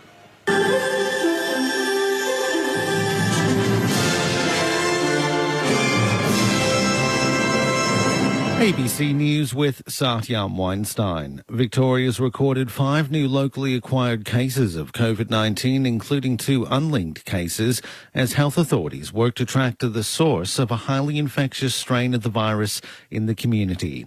Mary McDonald reports. The Health Minister Martin Foley says 2 of the new cases had the Delta variant and are both close contacts of existing cases in the West Melbourne cluster. The other new infections are a household contact of a worker at Arcare Maidstone and 2 people from the same household who visited shopping centres at Craigieburn and Epping, which had been listed as public exposure sites. Mr Foley says contact tracing continues. The focus of our efforts over the past day have been casting a wide net around particularly that West Melbourne, North Melbourne outbreak. Authorities say 3 of the new cases had already been in isolation when they received positive results. Police have arrested 2 people and fined 16 following a protest in Melbourne's CBD against COVID vaccinations and lockdowns. One man was arrested after failing to provide his name and address. Another was taken into custody and charged with offences including resisting police. Others were fined for failing to wear a mask or travelling outside of their 10-kilometre lockdown radius. The federal opposition says the Prime Minister is playing petty politics over a Queensland proposal for a dedicated quarantine facility. The Commonwealth is supporting a Victorian plan for a purpose-built facility in that state and has agreed to fund its construction. But Labor is accusing the federal government of dismissing a Queensland proposal for a hub near Toowoomba before properly assessing the project. The Shadow Health Minister Mark Butler says the nation needs a network of quarantine facilities. We heard at estimates this week that the Department of Health has not even been asked to assess the health merits of this Queensland proposal. Scott Morrison is clearly playing petty politics with this issue of quarantine. Health authorities in the United States are urging teenagers to get vaccinated against COVID-19. Data from the Centers for Disease Control and Prevention show 1 in 3 teenagers hospitalized from the illness earlier this year needed an ICU admission. The CDC says they're deeply concerned about the number of hospitalized adolescents and saddened to see the number needing treatment in intensive care units or on mechanical ventilation. An advisor to former federal Liberal MP Craig Kelly has been charged with sexual assault offences in Sydney's south. It's alleged Frank Zumbo sexually touched and indecently assaulted 3 women in their 20s and a teenage girl over a 6-year period. The 53-year-old's been refused bail and is facing court today. The British government set to require tenders for major public sector contracts to commit to net zero carbon emissions by 2050. The move's being hailed as a world first. Bidders will have to publish clear and credible reduction plans before they can bid for public sector contracts worth more than $9 million. An unofficial tribunal in Britain has begun hearing first-hand evidence of alleged human rights abuses against Uyghur people in northwestern China. The panel of lawyers and experts in London will hear from witnesses over 4 days to decide if there's evidence that human rights violations have taken place. One of the witnesses, Abdul Ali Ayub, spent 18 months in detention in Xinjiang and says the hearing provides an opportunity to tell his story. We know already 5 parliament recognize the genocide and the crime against humanity, and we hope other parliaments will recognize this. I hope we get the international attention and tell the world what's happening there. Researchers are warning that deforestation in the Brazilian Amazon may already be affecting rainfall with serious implications for agriculture. Here's the BBC's Candice Piet. Environmentalists have long warned of the connection between deforestation in the Amazon and low rainfall. The forest is a key generator of rain further south. A new study by German and Brazilian researchers suggests Brazil's agricultural sector is already losing around $1 billion a year because of drought. Ministers have been meeting this week to discuss the dangerously low levels in essential hydro dams. The researchers looked at rainfall changes in the last 10 years in the southern Amazon, where a third of forests have already been illegally logged. And a teenage girl's in a serious condition in hospital after being knocked out during a game of rugby league on the New South Wales Central Coast. ABC News.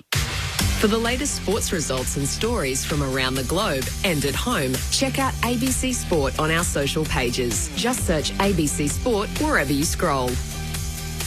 Now, where was I up to in Fisk?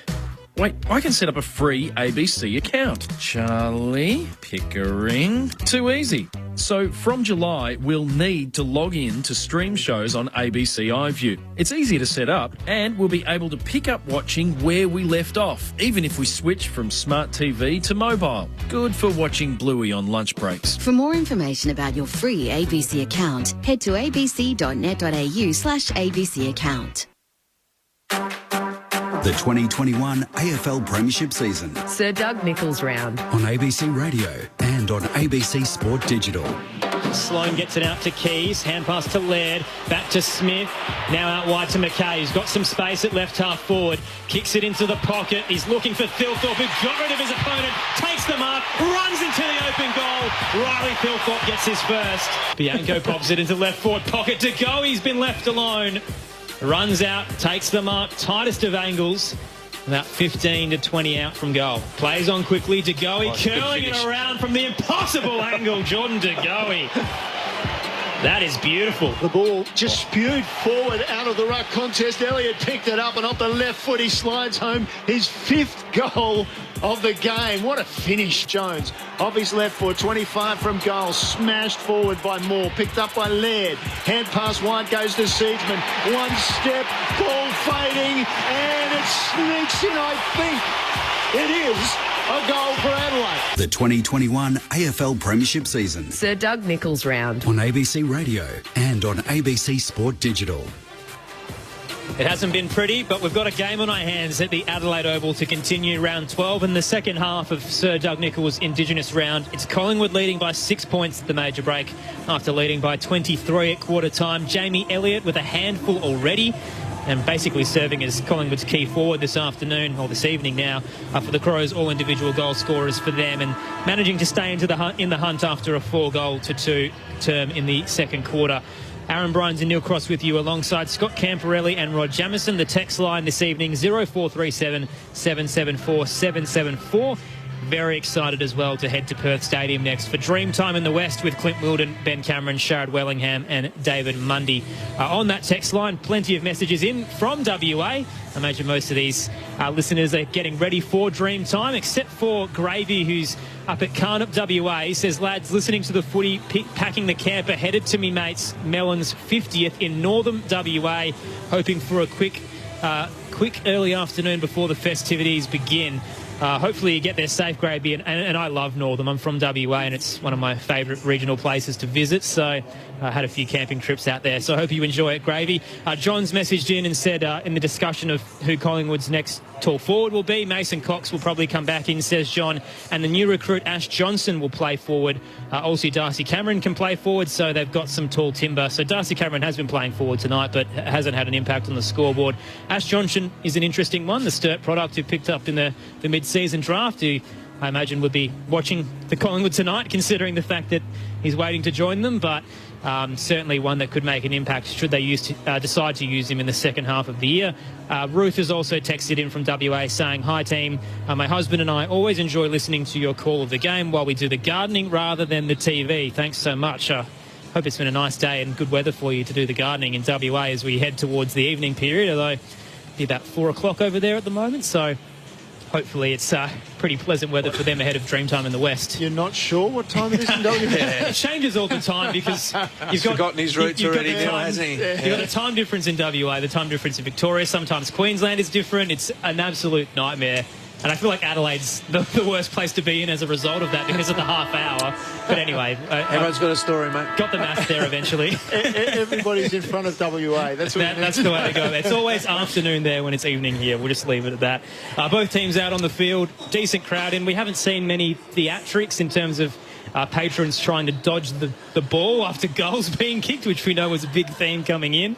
But yeah, a decent crowd nonetheless, even though the first 2 rows have been left empty with Collingwood's fly-in, fly-out exemption. Scott Camporelli, Rod Jamieson, your experts. Just quickly, I'll give you some of the scores from around the country. Pretty quiet at the moment. So in the netball, just the one game, the West Coast Fever defeating Collingwood 78-55. Earlier today, Sydney defeating St Kilda by 9 points. Jake Lloyd had 27 touches, Will Hayward 3 goals. Jack Higgins kicked 1 goal, 6 for St Kilda.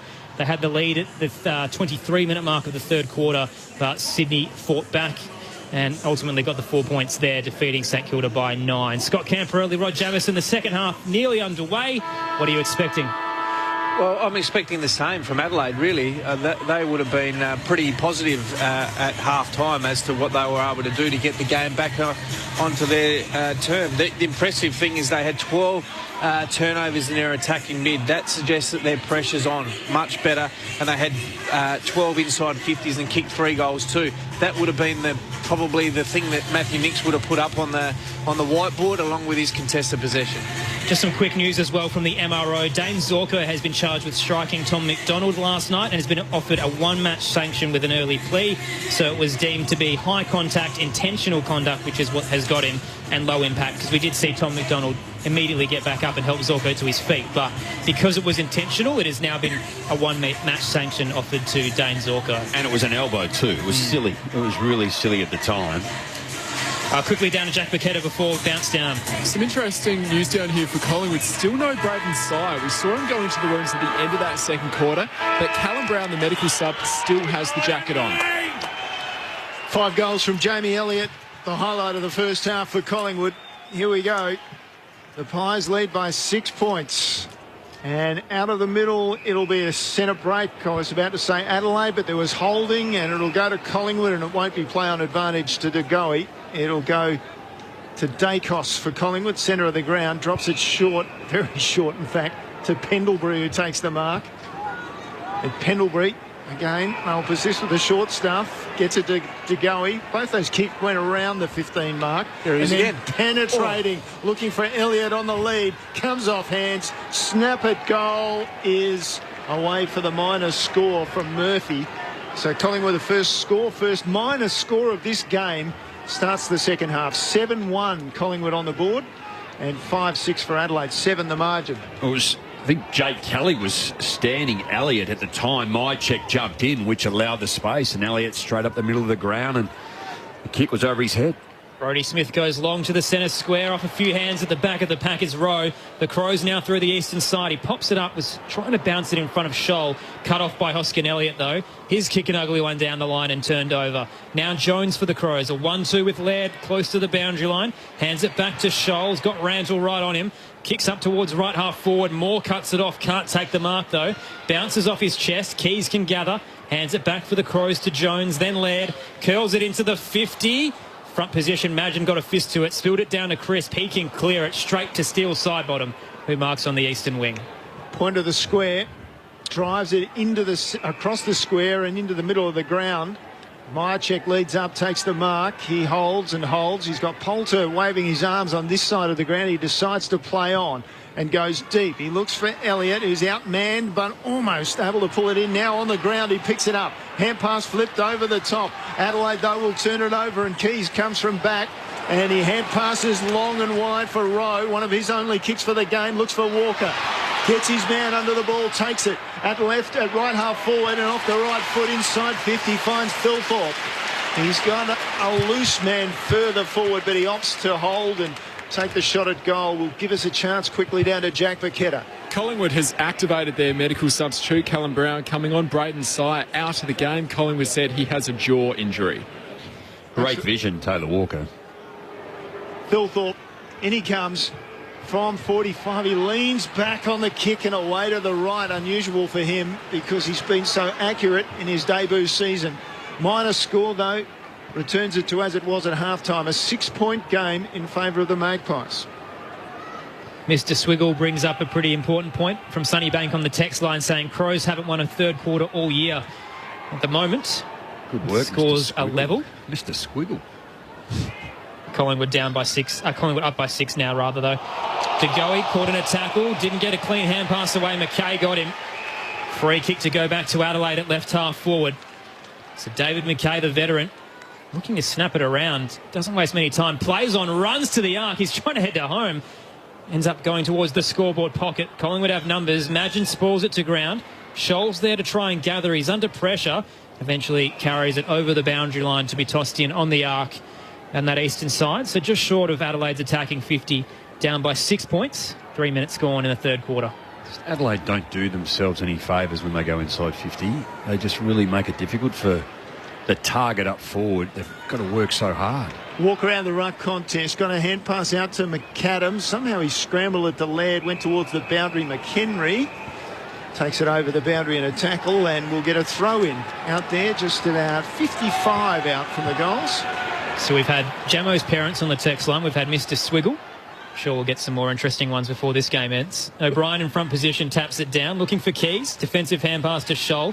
Over the top to the boundary line to Laird at right half forward. Skies it high towards the right forward pocket. Phil Thorpe's in front position. Nudged out of it by Moore. Crowd wanted a free kick, won't get it. Moore's hand pass over the top.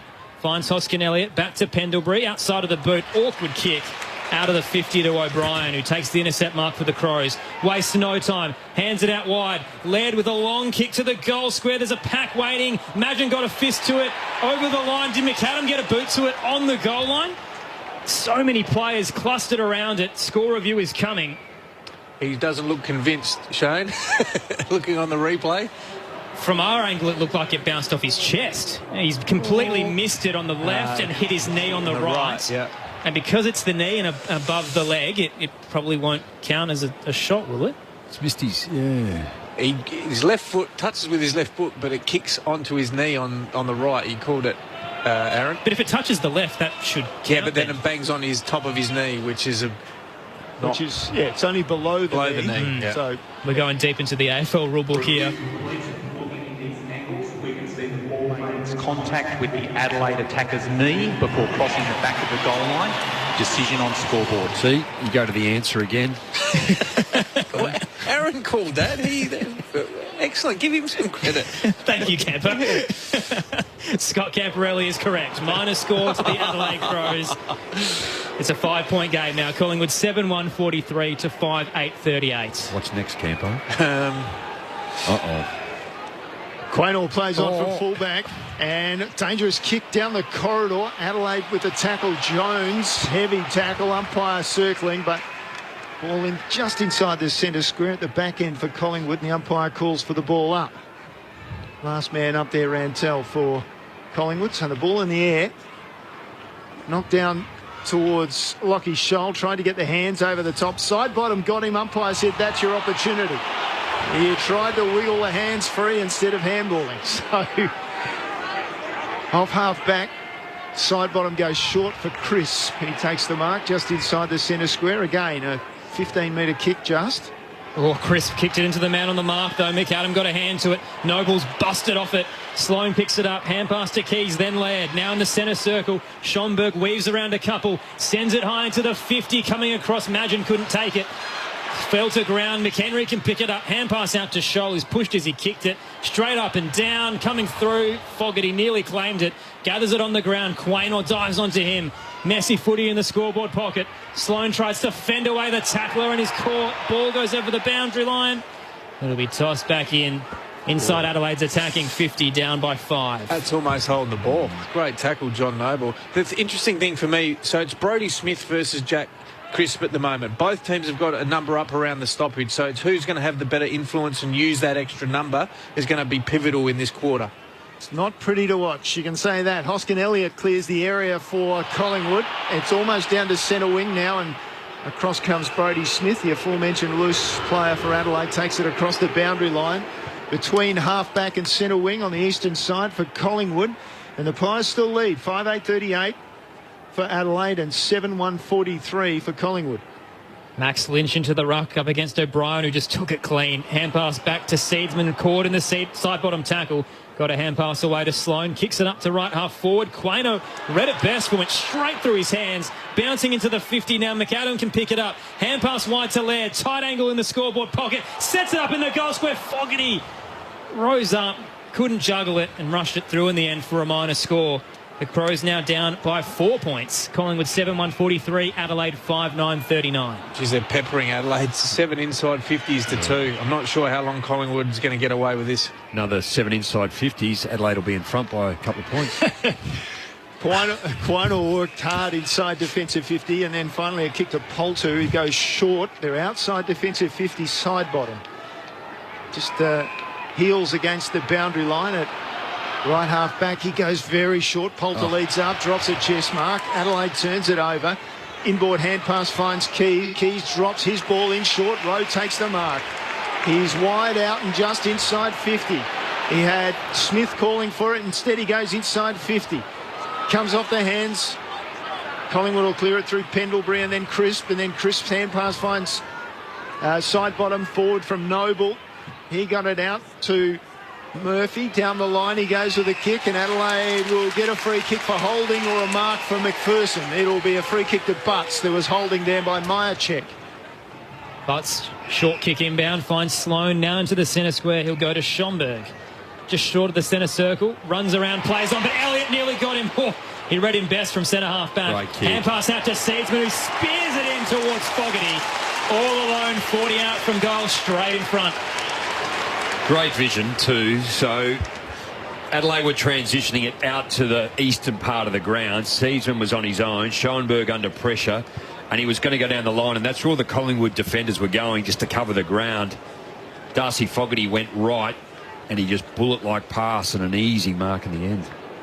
Been a strong year for Fogarty so far. 11-2, 3 goals last week. Looking for his second tonight. Starts outside the paint of 50. Kicks from 45, plenty on it, but too much to the right. Another minus score for Adelaide. That's 4 in a row for them. We saw 5 in a row in the second quarter. 3-point game now. Collingwood 7:1:43 to 5:10:40. 10-minute mark of the third. Awkward exit out of defensive 50 as well. Went through a couple of hands. The Pies are scrambling. Side bottom in the end, just got a kick at the ball. Scrambled away that time by Poulter. Up to centre wing, Myercheck with a chest mark. Hand pass wide for Bianco. Bianco goes inside 50, carries too far for his target. Thomas was there for Collingwood, but Sloan beat him. Got lucky, Rory Sloan. Hand pass away to Hamill. His kick was faulty. Sets it up for Collingwood to come again. Bianco picks it up, looks inside once and then twice, and then finally with the left foot he just puts it inside 50 to go. He rises above the pack and takes a mark. It's about 45 metres out, mate, even less, 40 metres out, slightly to the right of centre. It's a really difficult game to watch at the moment, isn't it? I like Bianco. I like the way he moves. He has got a little bit of Scott Pendlebury about him, hasn't he? You know, second game player, good poise. So De Goey already with 1 for the match. And now he's got 1 goal, 1. Out to the right with a kick. So the disease that has mainly been with the Crows has been caught by the Magpies. Contagious. It's contagious. It's a bird flu, I think. Don't say those words right now, Frosty. Not with Collingwood flying in and flying out. Not after the week that we've had. Cleared out a defensive 50 off a few hands. O'Connor's there for the Crows. Hands it to Keys. Shrugs away side bottom. Runs to the western side. A 1-2 with O'Brien. Now Keys just doesn't know where to go. Backing up against Murphy. Finally gets a kick away. Up to left half forward. A 2-on-2 and more read it best. Another intercept mark for the Pie. That's the contest there where Riley Thilthorpe's got to be stronger. He just got pushed under the footy way too easy. Walker was out of it with Roughhead. Moore takes an easy mark.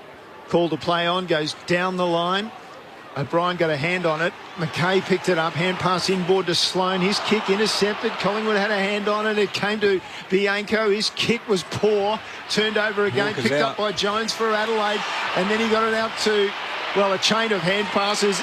Ends in the hands of Adelaide through McHenry. He goes long looking for Thilthorpe in the pocket. It was too far for Walker. Thilthorpe managed to keep it in. Walker picks it up, looks around, snaps it on left foot and kicks a goal. Well, Walker was clear inside 50. They didn't hit him. He actually stopped, but Thilthorpe was good enough to keep the ball in play.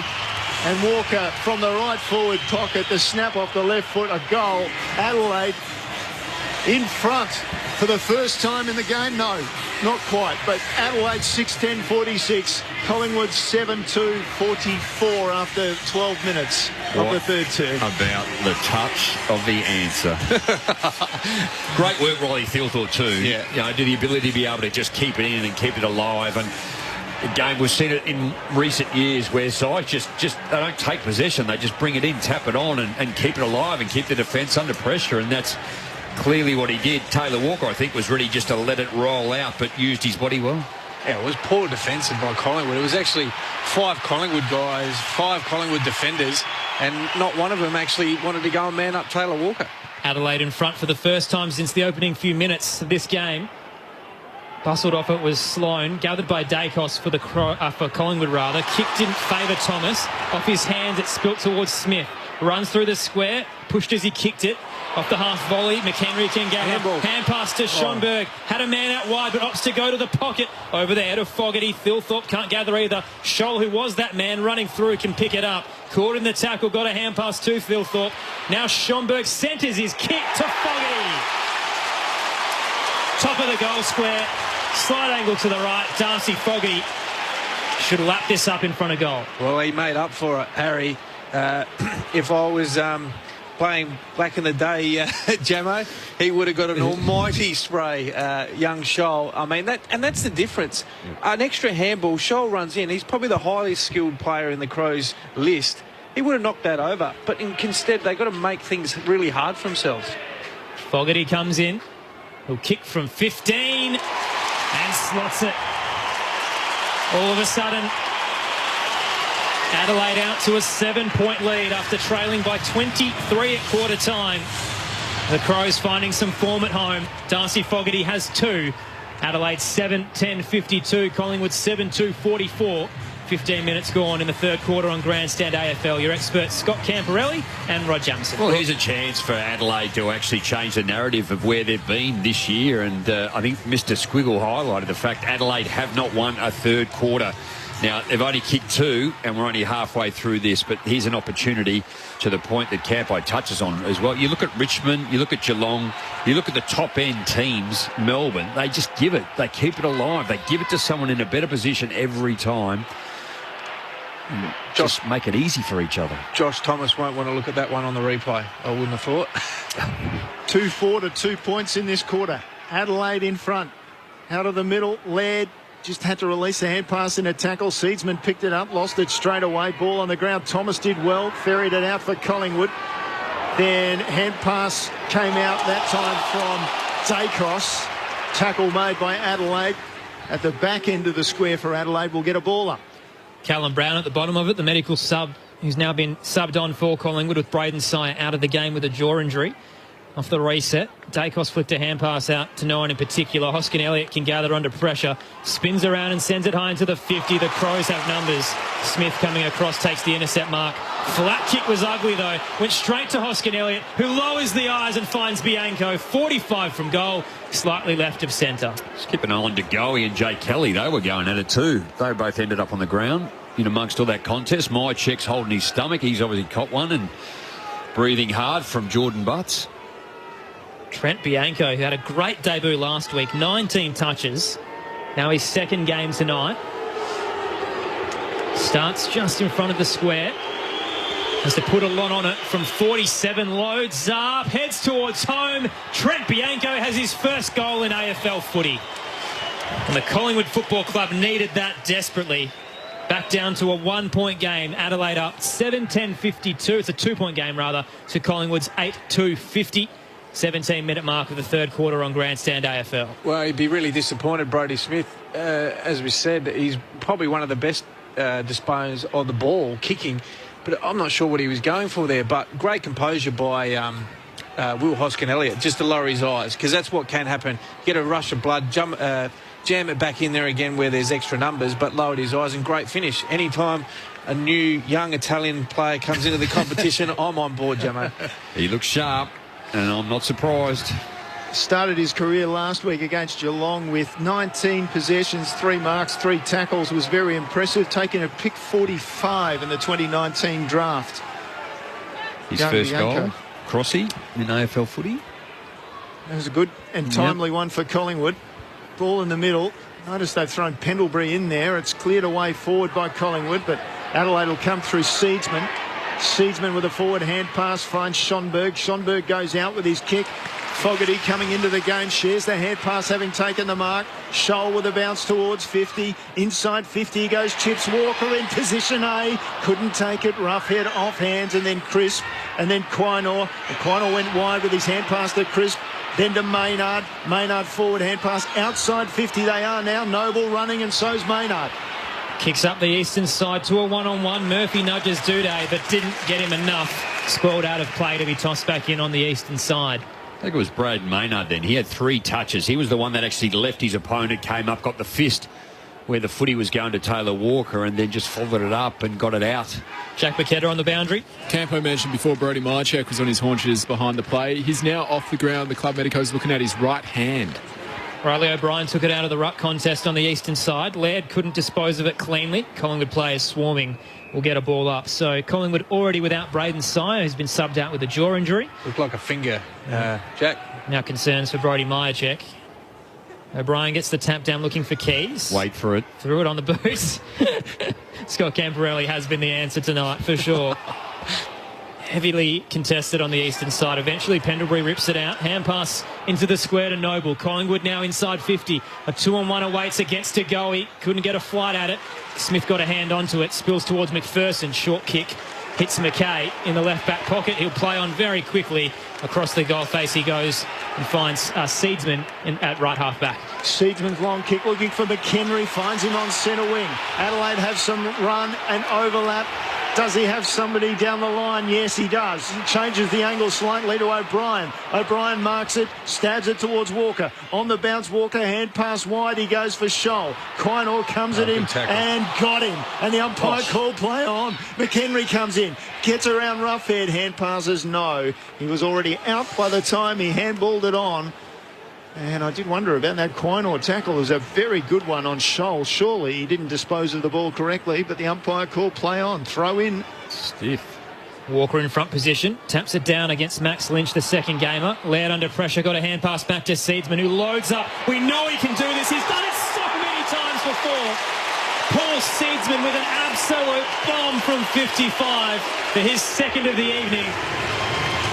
The Crows back out to an 8-point lead. 8-10-58 to 8-2-50 on ABC Radio and ABC Sport Digital. This is Grandstand AFL. There's one step from about 53 metres out. He just hits them sweet. That's a great finish. As I said, there's not too many players in the competition can do that, let alone just on the ground tonight. He's done it twice. I mean, that's outstanding. And he is. He's a beautiful kick of the ball seeds. As we said, playing a bit more wing tonight. They've gone for a different look, gone a bit more contested inside without having that balance of the extra runner. But he's outstanding once again. And metres gained for the game, he'd be right up there as well. 183 for the quarter so far. The answer, Scott Camporelli, was correct. Jack Paqueta letting me know it is a finger injury for Brodie Myercheck. He's got 3 out of 3. I'll get a pay rise, Aaron. Where do I go next week, please? Turn your microphone off and get out of the box now. So back in the middle, ball high from Collingwood. And then it comes down to Dacos. Does a 1-2 and gets it back and goes down looking for Elliott, who took the mark away from O'Connor for Adelaide. So it's at right half forward, but wide out for Collingwood. Coaches talk about small wins. Stand by Adelaide. They look like winning a third quarter for the first time this year. Well, they deserve to be in front. 13 inside 50s to 7. Elliott's kick forward marked by O'Brien. Adelaide looked to switch through Smith. He goes back to the goal square to Kelly, and the switch is has been effectively thwarted. They'll have to slow down. Well, it was going to be slow because he got stuck. He's predominantly left foot, and he was looking right as he handballs back the other way. Adelaide come to the west side. The Crows chipping around, making a meal of it at the moment. Chase Jones has 2 fumbles, 30 from goal. Eventually gets it back to Seedsman, spins away from side bottom, finally clears it to left half back through the hands of Duday. Walker juggling at the back, didn't take it either. Somehow got boot to ball under immense pressure. A one-handed drop down the line. There's a free kick for a throw. It hit Schomburg, who tossed it out up against Isaac Quaynor. Free kick to Collingwood in front of the benches. They're down by 8. Taylor Walker, he was sitting on the ground and kicked a drop kick. Quaynor, down the line he goes with his kick. Lead up by no, it can't be Myercheck. It is Myercheck. Fingers straps, but he's on. He's back on the ground, so he's taking it on his chest. Perhaps not as much problem with the finger then. Severely outnumbered Collingwood. All their numbers are behind the ball here. It's probably 3 or 4 Adelaide players. Tom Duday the spare. O'Brien, the ruckman, though, is the one who takes the mark. In the left back pocket, closing in on three-quarter time. It's Adelaide by 8 points. And they've had 8 more scoring shots than Collingwood.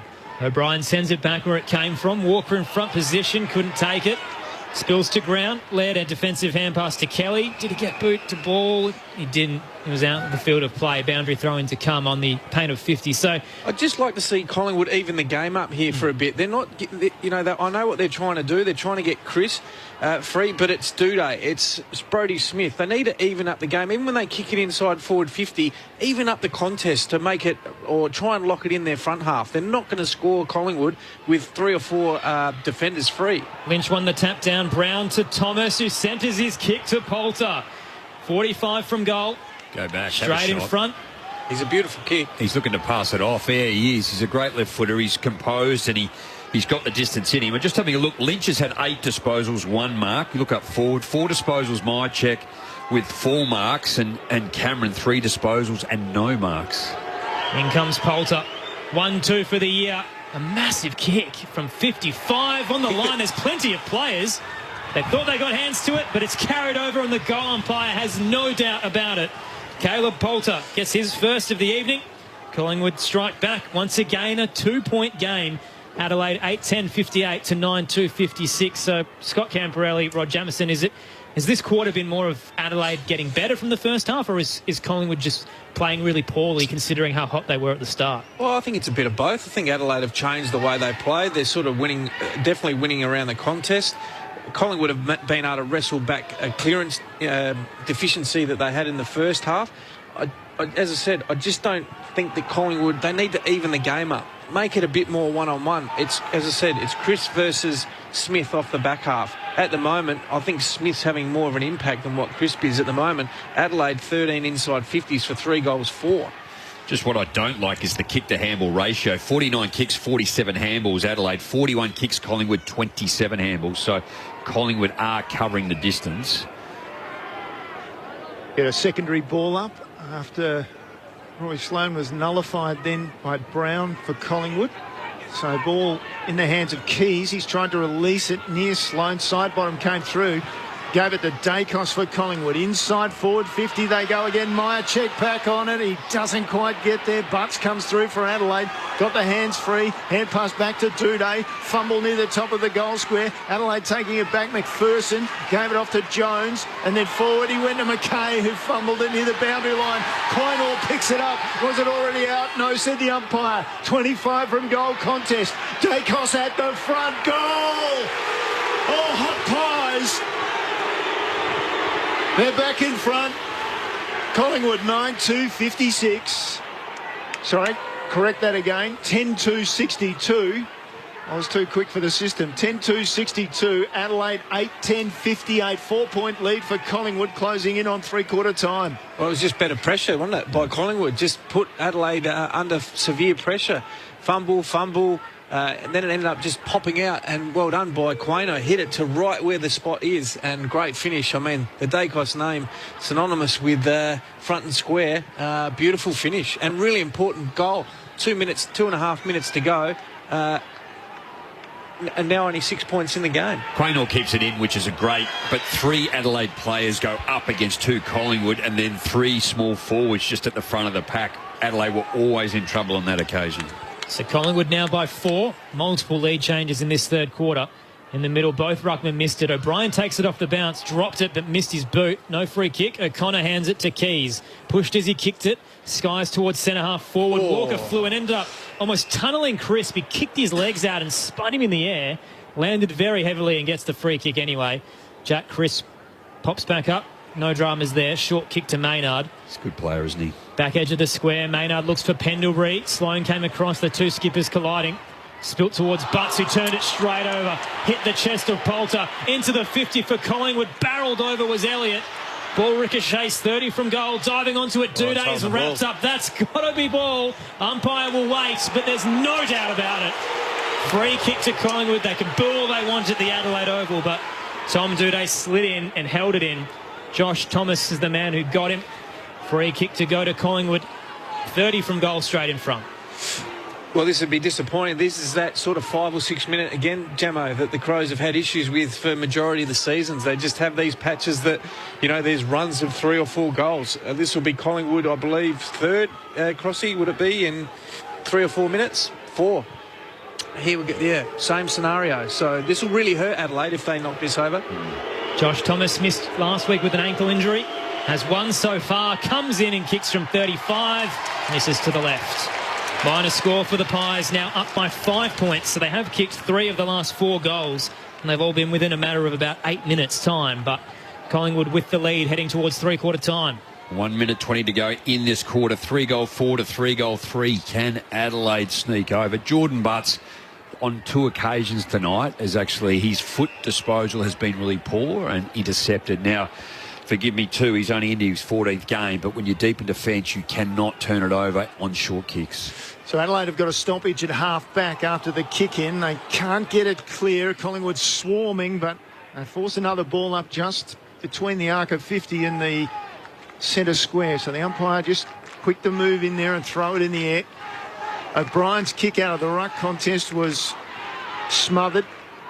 Came out to Poulter for Collingwood, and then inboard they go to Brown, and then Maynard chips it short to go. He's got it right on 50, turns around quickly and wide. He finds side bottom, and knowing the time, side bottom says just hold things up, I'll have a shot. He's out there on the eastern side of the ground, about 10-15 metres in from the boundary and about 45 back from the goals. They got caught ball watching, Adelaide. Seal side bottom, one of the greats of the game, really. He's been unbelievable over his career. Just spat forward, and as soon as the ball turned over, he was in a world of space. Side bottom, such a highly skilled player to put Collingwood 11 points clear. He's got it through. Looked like it might go across the goal face, but in the end, still side bottom has kicked the goal. That has put Collingwood out by 11 points. Collingwood 11-3-69. Adelaide 8-10-58. 30 and a half minutes in to the third term. Well, he was in that stoppage. He was up against O'Connor. O'Connor pressed out to try and impact the ball, but he didn't really need to. There was enough Adelaide players around that, and then he just found himself in space. Well done, Jordan De Goey, just to lower his eyes. He could have blazed away. He had 2 options. He actually had Thomas as well inside 50 with no one on him. So that really hurt Adelaide. You know, 10 seconds to go in this quarter. That just really hurts. 254th game still side bottom. He is class on both sides of the body. And Mr. Squiggle would expect a text. We've got a fair few to run through at three-quarter time, Jamo. Because they're going to take it out and lose another quarter. A lot of those directed your way as well, Jamo. In the middle, Lynch got the tap down. Laird got a kick away under pressure, and that'll do us for 3 quarters of football. So the Crows hitting the front in the third quarter. We've had 3 lead changes so far tonight, but Collingwood finding a late answer. Now up by 11 points heading into the final quarter. 11-3-69 plays 8-10-58 at three-quarter time. It's an important game for both clubs. Adelaide would hope they can remain in the hunt for the top 8 with a win this evening now. Collingwood, meanwhile, so much turmoil inside and outside of the club. they'd be desperate for a road win to try and ease some of the pressure on them. Up by 11 points, the goal scorers heading into the final term. Jamie Elliott has a handful, 5 goals to his name. Singles to Degoe, Dacos, Bianco, side bottom, Thomas and Poulter. Meanwhile for the Crows, 2 to Seedsman, Walker and Fogarty. Singles to Thilthorpe, Mick Henry as well for Adelaide. So 11-3-69 plays 8-10-58.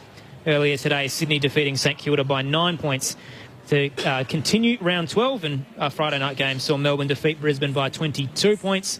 Coming up shortly as well, arguably the biggest game of this round, Dreamtime in the West. You'll be headed to Perth Stadium with Clint Wilden, Ben Cameron, Sharad Wellingham and also David Mundy. A massive contest. So excited to get there and see what the spectacle it will be like at Perth Stadium. So stay tuned following this contest for that. But for now, on ABC Radio and ABC Sport Digital, this is Grandstand AFL. Open your ears to the world with the ABC Listen app. Australia's best scientists and comedians join forces in the pop test. Sorry, we're being told that our science show is getting too nerdy, so... Join Triple J's Hobber and Hing as they challenge Aussies to deliver their most elaborate yarn in Simply the Jest, or tackle all the mayhem in the sporting world with Roy and HG in Bludging on the Blind Side. How do you go with the maths thing? Oh, I'm not going to question the maths. No. I'm going to accept it. Download the ABC Listen app today. The 2021 AFL Premiership season Sir Doug Nicholls round on ABC Radio and on ABC Sport Digital. Chain of hand passes ends in the hands of Adelaide through McHenry. He goes long looking for Thilthorpe in the pocket. It was too far for Walker. Thilthorpe managed to keep it in. Walker picks it up, looks around, snaps it on left foot and kicks a goal. Walker in front position, taps it down against Max Lynch, the second gamer. Laird under pressure, got a hand pass back to Seedsman, who loads up. We know he can do this. He's done it so many times before. Paul Seedsman with an absolute bomb from 55 for his second of the evening. Lynch won the tap down. Brown to Thomas, who centres his kick to Poulter. In comes Poulter. 1-2 for the year. A massive kick from 55 on the line. There's plenty of players. They thought they got hands to it, but it's carried over and the goal umpire has no doubt about it. Jones, and then forward he went to McKay, who fumbled it near the boundary line. Quinall picks it up. Was it already out? No, said the umpire. 25 from goal contest. Dacos at the front. Goal! Oh, hot pies! The 2021 AFL Premiership season Sir Doug Nicholls round on ABC Radio and on ABC Sport Digital. A cracker of a finish coming up on Grandstand AFL. 3 lead changes so far, and a couple of them in that third quarter. Collingwood in front by 11 points after the Crows hit the front midway through. And now we'll wait and see what this final quarter has to offer. 11-3-69 to 8-10-58. Aaron Bryans and Neil Cross with you alongside Rod Jamieson and Scott Camporelli. Plenty of comments from the text line as well. Macca and Salmon Gum says, loving the call, huge Pies fan. Come on, Maggies, bring it home. Scott Cummings, whether or not it's the real one or not, has a text in for Rod Jamieson saying, you owe me a beer for belting me in the showdown. Always good to have a bit of character on the text line there. I'll get it back from all your Port Adelaide mates. They all give me beer for belting you. Fuck you were. Bill says, may as well give the opposition 2 extra players. The Crows at times are severely incompetent. So many texts to run through. We'll get through a couple of more of those very shortly, but such a big game coming up following this one at Perth Stadium. It's Dreamtime in the West. The biggest game in Indigenous round heads its way to WA. And to preview it for us now, Clint Wilden can join us. Clint.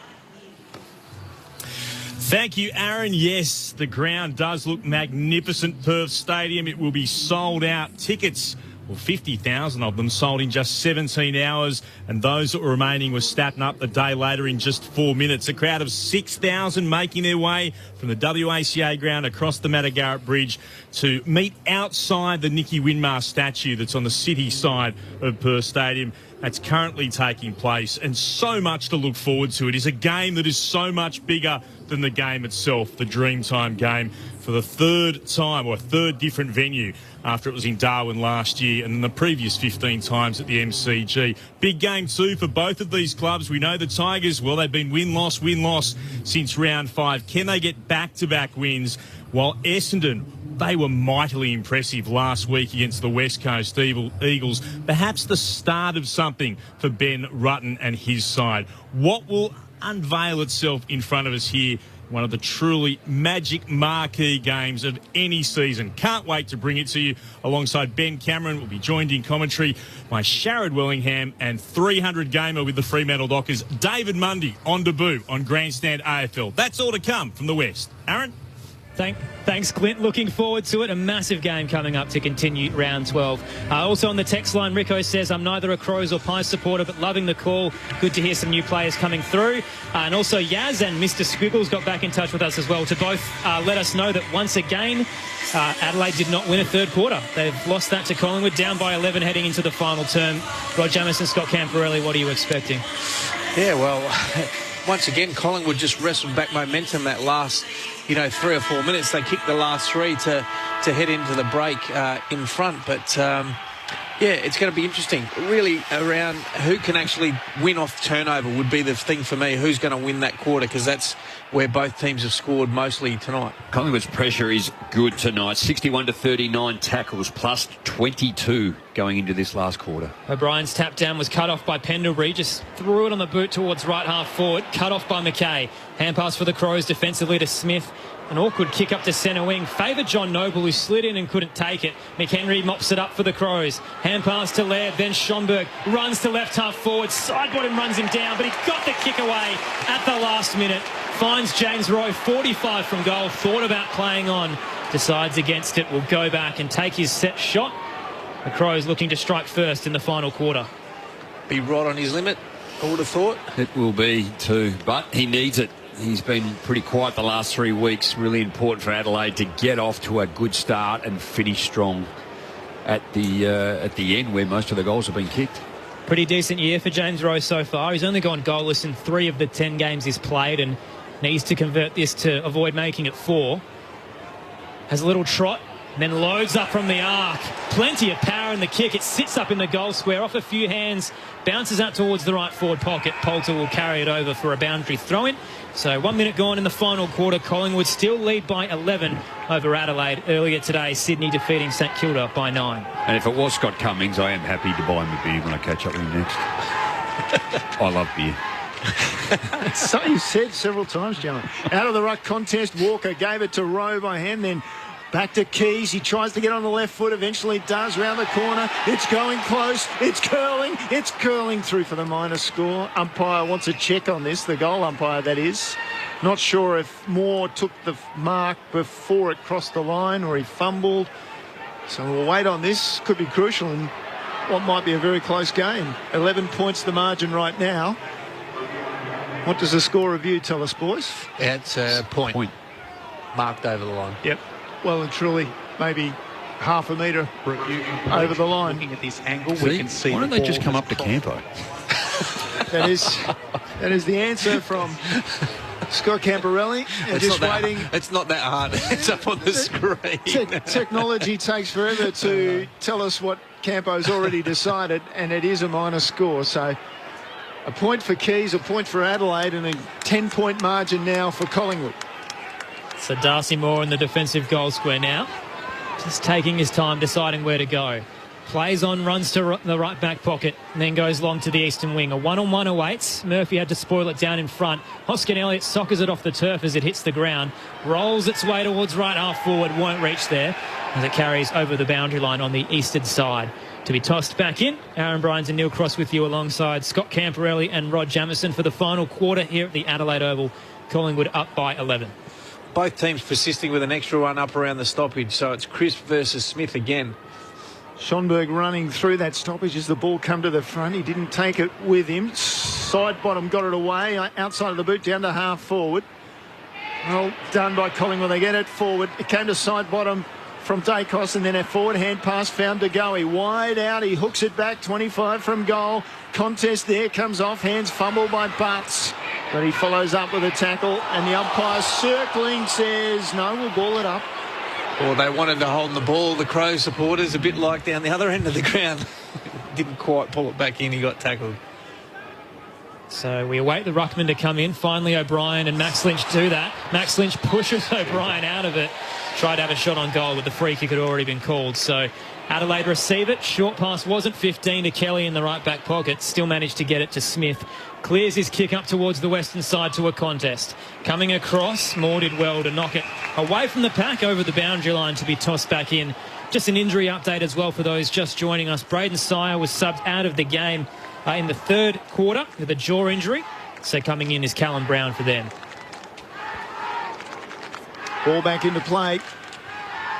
And offhands taken by Schonberg, sprinting through. He gave it to Seedsman. Hand pass over the top, found Keys. Quickly mid-air, he gave it back to Seedsman. He carries it inside 50 with the kick. Over the back was Thilthorpe. Outside of the right boot, rolling. Minor score just to the left side of the post. Adelaide with 2 behinds to start the final quarter. And Collingwood by 9 points as we cross over 4.5 minutes. Gee, I thought he just got tugged then. I thought Madgen just held on to him there for a bit. I thought he was unlucky not to get a free kick. So Moore out of the defensive goal square. Heads to right half back. Taken by Hoskin Elliott. Pops it short. Elliott's all alone. No one's on him. Over the top, dangerous kick. Could have worked for Crisp. He did have time to take it. Spills it. Chase Jones applies some pressure and then slips over. Crisp just made him look absolutely silly there. In and out with the duck and weave. Kicks down the line. Myercheck gathers off the bounce. Caught in the tackle. Threw it away. Free kick to the Crows at left half back. Jordan Butts the recipient. Jake Kelly allowed, was it Jamie Elliott to run down, hence why he was on his own, had so much space. Butts takes his time, finally called to play on, heads towards centre wing. Crisp at the front of the pack, brings it down, gets his own ball, hand passes back to Quaynor. Then he goes across by hand to Noble. Noble diagonally back into the centre of play. And he finds the very impressive Poulter. He hands it off. And then they go down to half forward through Bianco. Great non-preferred left foot stab pass. Finds De Goey on the lead, 50 from goal. Who was that? Bianco. Love him. I know it's Indigenous round, but love the Italian boys. So Jordan De Goey backs up. He's just on the point of the centre, point of the centre square. Real crossover now as he comes in. He's going to have to drive this one every bit of 55 metres. He gets a good piece of it arcing around. It'll be touched on the line. In fact, Butts brings it back into play with the knockaway. And Adelaide fighting hard through Sloan, who releases it to Duday off the left foot. Just tries to clear the 50. He's put it out on the full. It's a free kick to Collingwood, and the umpire's deeming it bang on the paint of 50 on that eastern side, so probably won't have the distance. Set up inside the Pies, attacking 50 from behind. Tap down from Duday. Side bottom was front and square. Shrugged a couple. Hand pass to Myercheck. Didn't hit him. He caught row high. Sliding in. Free kick to the Crows inside defensive 50. Struggled tonight, hasn't he, Myercheck? Hasn't made an impact at all. Hasn't really been good defensively. Sloppy tackle. Rowe had a couple of numbers out there on the eastern side. Eventually he plays on and decides to go long. McKay, unlikely target. Offhands it came to Laird. Laird just tumbles the ball towards half forward for Adelaide. Schonberg was there. Picked it up, lost it, tumbled over. Noble picks it up for Collingwood the other way. Into the centre he goes. It's punched away by O'Brien for Adelaide. Down to half forward. Schonberg picks it up. Releases a hand pass wide for Seedsman. On his right foot, he goes down to half forward. It's in front of Fogarty. Fogarty trying to turn his man with no success. He just can't lose him. So he goes by left foot back inside to Seedsman. Bang, 40-metre pass off the right foot into the right forward pocket, and McAdam leads out and takes it. Hard against the boundary line. Yeah, he's thought his way through that well, Fog. You know, could have easily just turned around and blazed away. Found Seedsman in the corridor, and then once again, off a couple of steps, finds an inside 50. Guys who can hit targets inside 50 are worth their weight in gold. Guys who can kick goals from the boundary line are worth their weight too. It's a banana from McAdam, and it's a goal. Great finish, crowd lifter. The Crows narrow the margin to 3 points. Adelaide 9-12, 66. Trail Collingwood 11-3, 69. On Grandstand AFL, your experts are Scott Camporelli and Rod Jamieson. Well, you called across. He 10 disposals, 4 marks. He has struggled to do the things easy tonight or bring other players into it, but it's his first goal for the evening. He's had a quiet few weeks, but gee, the Indigenous boys, they're mercurial when they need to, don't they? Just tight on the boundary, and you called it too. Well, it's a great kick. He's kicking at 43% for the night. He's had 7 kicks, so he hasn't had the best night by foot, but there you go. Don't make a bad night a poor night, and you can still have an influence on the game. Well, that's right. What a finish coming up. 3-point game. Collingwood still up. They struck early, had a 23-point lead at quarter time. Adelaide fought back. And since then, it's been back and forth. O'Brien wins the tap down in the middle, was looking for O'Connor. Passed the ball. Pendlebury gathered it. Hand pass out wide. Wrapped up by a couple. Collingwood giving away the free kick, holding the ball. The bottom of it, Thomas gave it away. Keys sends it long into the 50 for Adelaide. Walker in front. Fogarty at the back. Spills to a couple. Pendlebury slid in, got a hand pass away. Free kick for a hold coming back, though. Imagine will receive it inside defensive 50 for Collingwood. Drops it in short to Crisp. And then he goes to Poulter just outside defensive 50. Down the line, his kick. Finds Bianco. This is now at left half back for Collingwood on this broadcast side. Great poise. Bianco inside. Give it to him. In case you're wondering, the Italian Bianco. That's why Scott Camporelli is so excited. So he gave it inboard to Brown, and then Brown goes eventually back deep inside defensive 50 to Madgen. They go out the eastern side now. And hits up Hoskin Elliott at right half back. A few texters asking Campo why we say Camporelli instead of Campriali. Could you let us know about that shortly, as there's a turnover in the centre square. Noble did well, though, to mop it up. Hand pass to Crisp, who settles. Heads out to the western side to Maynard. Runs through centre wing. Pops it up to left half forward. Myercheck marks against Butts. Butts stands about 55 from goal. Myercheck has a fumble. Fans wanted to call it play on. Eventually he takes it anyway. Hand pass to Maynard. Curls it to the top of the goal square. O'Brien gets a clean run at it. Decides to tap it through for the minor score in that goal square. Back to a 4-point margin. Collingwood 11-4-70 to 9-12-66. You want me to answer that question? Well, I'm just trying to help out everyone instead of trying to roll their tongue for the whole time. What pronunciation is it, though? Campriale. Whoa. Adelaide bring the ball down this broadcast side of the ground. Sloan with a nice mark. That was pretty good. And then McAdams, such a hard name to pronounce for us Australians. No, McAdam, the Indigenous boy, taking the mark between centre wing and half forward for Adelaide. Pops it up inside 50. Walker the target.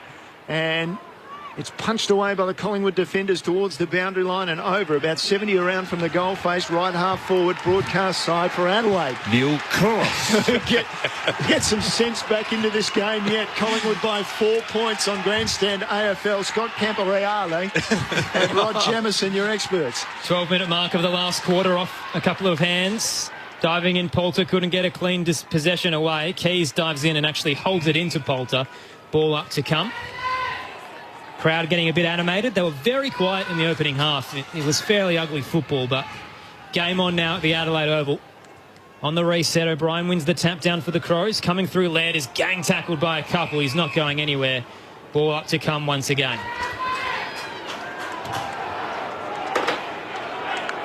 So the ball thrown up again. O'Brien does well in the ruck. Adelaide just scramble it forward. McHenry, the hand pass over the top. Laird thumped into the ground. Umpire set in the back. So Adelaide will go inside 50, you'd think, through Laird. He backs up now some 65 from goal. Just waiting. Walker gives him a lead of sorts, and Walker eventually gets it. He was on the lead for about 25 metres, and by the time Laird got it to him, he was outside 50. So he arcs out to the right from the boundary line and hacks it long. It's narrow. Way narrow, just inside the behind post for the minor score. So Crows sneak back to 3 points behind Collingwood, who are just hanging on at the moment, you think. Maynard out of the defensive goal square, just heads to the left back pocket to Roughhead. Marks up against Walker. Roughhead heads back to Maynard. Called to play on, it wasn't 15. Fogarty comes to apply some pressure. Spills to Thilthorpe. Hand pass to Schonberg. Got a kick to it, went straight up and down. Now in the right forward pocket. Walker is chasing, but Crisp has front position. Does enough to tap it to Pendlebury. Back to Brown. Forward to Crisp. And they clear it out of the defensive 50 towards the western wing. A pack awaits. Doesn't matter for O'Brien, who stands tall in the middle. Intercept mark for the Crows in front of the benches. Wants to play on. Hands it out wide to Smith. Senders his kick with a flat one into the 50. Quaynor nearly brought it in with one hand. Spilled out towards Maynard. Then Pendlebury and De Goey for the Pies. Gets it to the centre square to Thomas. They're moving incredibly fast. Hand pass out wide to Sidebottom. Now to the eastern side to Hoskin Elliott. Plenty of space to run into. Pops it over the top to Rantle. He's 45 from goal. 45-degree angle to the right. The Pies had so many numbers forward. It was easy to surge there. A chance to settle down and get back some momentum, Collingwood. It's going to be a weird comment, but I'd love to see Collingwood try and win the game instead of just trying to hold on there. I mean, that's what everyone's been critical about. That ball movement there was a bit more aggressive. I like that. The third gamer comes in. Kicks from 48 across the goal face to a pack. Could have been marked from O'Brien. Must have been off a few hands as it fell to him. Ricochets over the boundary line. Will be tossed back in the left forward pocket for the Pies. Currently up by 3 points. 14 and a half gone in the final quarter on Grandstand AFL. Coming up next, Dreamtime in the West. Collingwood's lost 3 in a row, 8 of their past 9. Wins hard to come by for the Pies this season. Out of the ruck contest, Brodie Smith off hands. He just clears the area as best he can. It goes over the back. Chance for McAdam. Maynard knocked it away from him brilliantly to Moore for Collingwood. Moore goes to the top of the 50 to go. He slides in, takes the mark. Inside 50 quickly with the kick. And coming across with the intercept. Brilliantly done by Brodie Smith. Releases his kick to Laird. Laird goes out to centre wing. A counter-attack coming from Adelaide through Scholl. He decides to hold it up. Didn't like his options down the ground, perhaps sensible. Fans wanted him to go. In the end, he just chips it short to Rory Laird, who's just behind centre wing on the eastern side. Round 3, Brisbane lost by a point. Round 10, Port lost by a point. Round 11, Geelong lost by 10 points. Laird goes long to left half forward off a few hands. Spills towards Maynard. Sends it back where it came from in the centre wing. Good rise from Myercheck. Takes a contested mark up against McPherson. Centres his kick to Thomas. Closer to the centre square. Completes the switch out wide. They're on now, Collingwood. Bianco takes the mark. Pops it over the top to Dacos. Oh, tunnelled it as he took the mark. Flat back, hit the turf. Lucky not to be winded there, Josh Dacos. He's at centre half forward. Duday's the man on the mark. Dacos now has to look to a flooded 50. Everyone's got back. They had a bit of momentum there, Collingwood, but... Well, they need to go in and even the game up. There's 4 Adelaide Crows players there. Dacos in, set it up towards Lynch, couldn't take it. Rantle's over the ball, McPherson with the tackle, spills out towards Brown. He's caught in a tackle, got a hand pass but turned it over. Seedsman out towards O'Connor, then clearing from Smith towards left half back. It's outside of the boot, over the boundary line, out on the full. Free kick to Collingwood at right half forward, currently up by 3. We've got 7.5 left in this final quarter on Grandstand AFL. Collingwood short to Sidebottom. So Sidebottom marks it just inside the 50, about 45 from goal. Sloppy defence, Adelaide. So Sidebottom would be on his distance here, you'd think, as he goes back well outside 50 to contemplate what he has to do. Look for a little short here to Pendlebury. Just a little point. McAdams picked it up. Just got into the space in front of Pendlebury, who was nonchalantly walking around, hands on hips. No, I'm not going to lead. Sidebottom on 50 when he kicks the ball. Good distance right to the line and beyond. Wait on it. We'll have a review. Pretty sure that's what the goal umpire's looking hit the at. Post. Campo, go to Campo. Hit the post. Okay, well, we'll wait on all the replays, but Scott Camporelli's declared a poster, and he's right. There it is. I think they either get rid of that, the bunker, or whatever it is called. You go for half of it and say you'll do it for less. Well, I always fancied the idea of having 2 goal umpires at either end, because the goal umpire there was across making sure where the ball was in relation to the line and whether it was over, and therefore he couldn't be lined up with the post to see it if it had hit. So after all that, a minute or so wasted in this game. It's a behind. Collingwood push it out to a 4-point lead, and we've travelled through 18.5 minutes of the final quarter on Grandstand AFL. So the Crows unsure what to do here. Finally they'll play on and head long towards the western side. Contest awaits there. Beats the pack at the fall of the ball. Quaynor slipped over. Chris though read at best. His hand pass smothered by Sloane. The Crows surging now. McKay gets it to Kelly into the 50. It's a 2-on-1 favouring them. Philthorpe takes the mark, pops it over the top. McAdam can run into an open goal. Shane McAdam gives the Crows back the lead. His second of the evening could be the most important in this game. Shane McAdam puts Adelaide up by 2. 10-13, 73 to 11-5, 71. Approaching time on in the final quarter on Grandstand AFL. Well, I was just about to say, Jack Crisp, he's been Collingwood's best player, no doubt, along with Jamie Elliott. But Rory Sloane, the captain, put the tackle on, got a hand in, and the ball flipped up, turned the ball over, and Collingwood were out of position. And really good lower the eyes by Jake Kelly, who's traditionally not a great disposer of the ball inside forward 50, but found Philthorpe all by himself and then unselfishly gives it to McAdam for an easy goal. Just at that moment too, you always wonder, that's where the stage of the game is, you almost just go back and kick it, you know, like, and he was lucky it didn't get smothered. In the end, good result for Adelaide. Shane McAdam in Indigenous round, what a goal, what a journey it's been for him through Claremont and Sturt, so WAFL and the SANFL. Now it's back in the middle, and umpires picked out, holding the ball. It'll go against Adelaide. Had a chance through O'Connor. 10 pass now off to DeGoey, and Elliott rather from inside 50. He goes long. Oh, he's gone for a goal. They moved it quickly, Collingwood. The hand pass came out to Elliott, and he bombed away. And after kicking 5 in the first half, he's added his 6th. As we close in to the end of this match, we're in time on in the final quarter. Collingwood 12-5, 77, snatch back the lead. Adelaide 10-13, 73. Just, you see the change in it you spoke about, Campo, the Collingwood just to win the game, but now they are starting to move the football. They've always been a little bit more direct. Again, you have a look at the handballs to kicks versus Adelaide. Big difference there.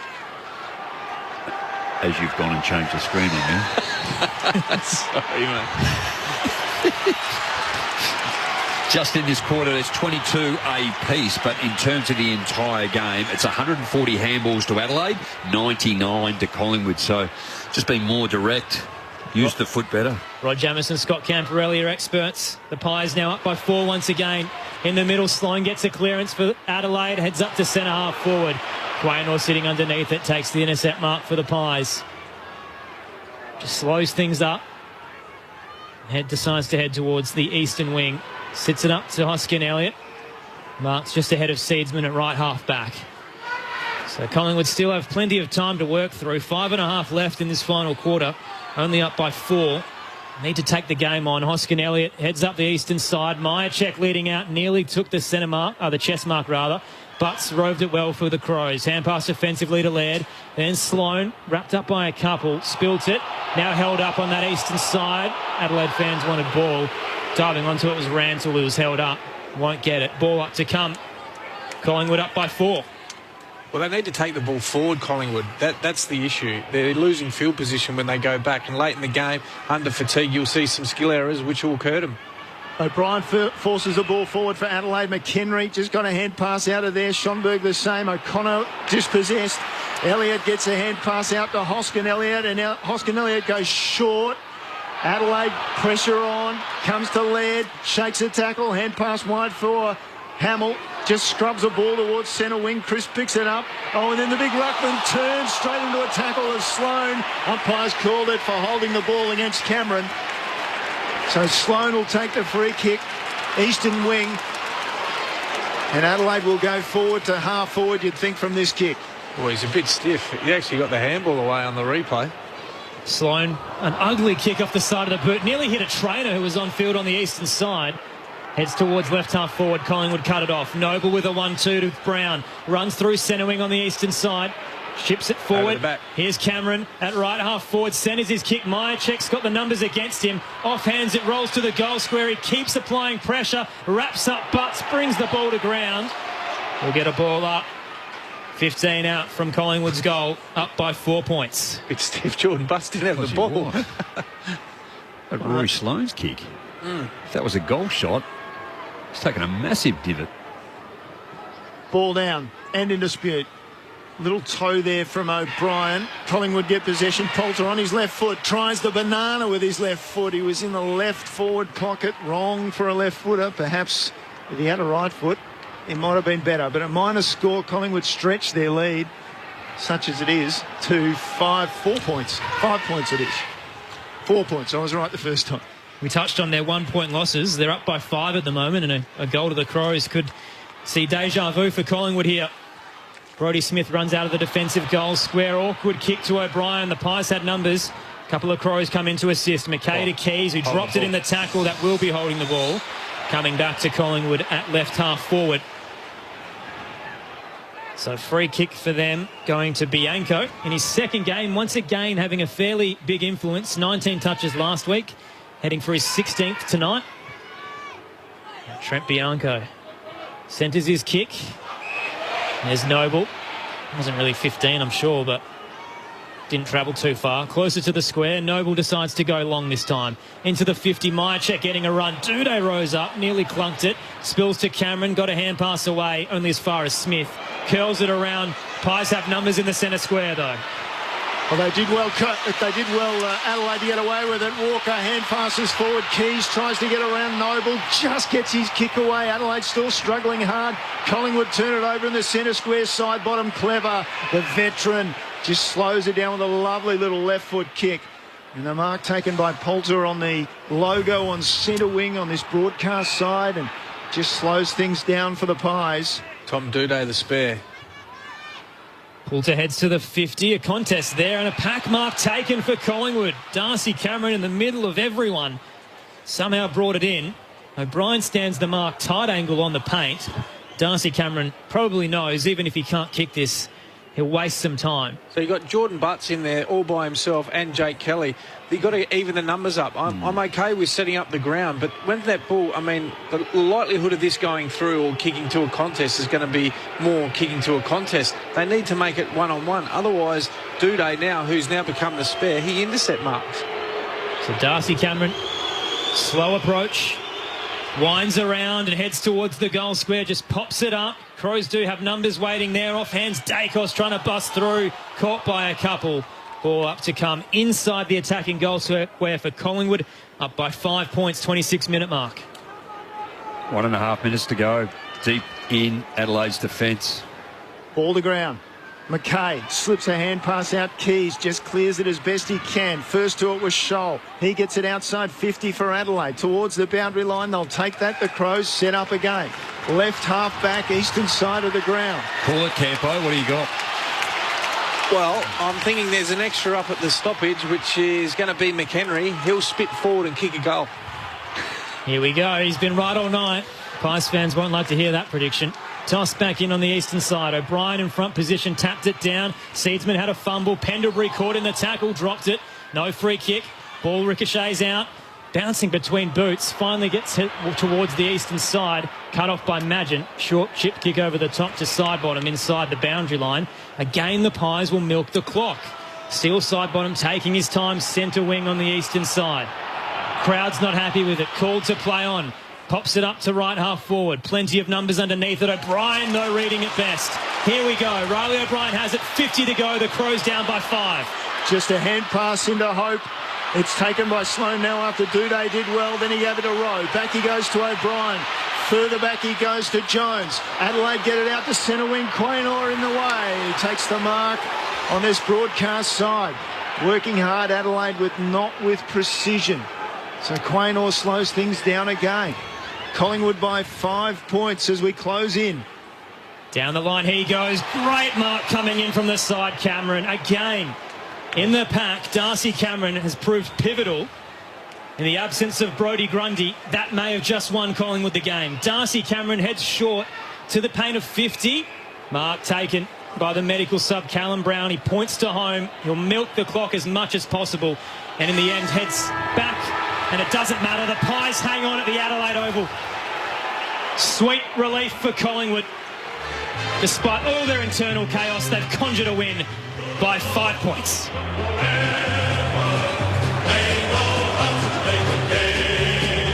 Side by side they stick together to uphold the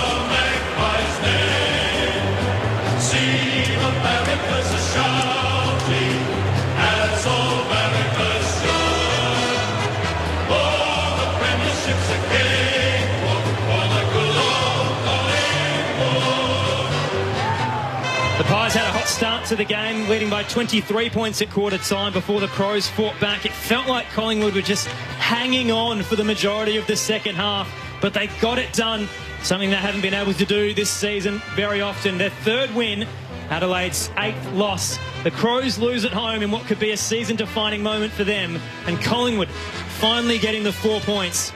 Their third win of the season, Jamie Elliott with 6 goals on return. Good old Collingwood forever. They know how to play the game. Side by side they stick together to uphold the Magpies' name. See the barricades are shouting as old barricades sound. Oh, the premiership's a cakewalk for the good old Collingwood.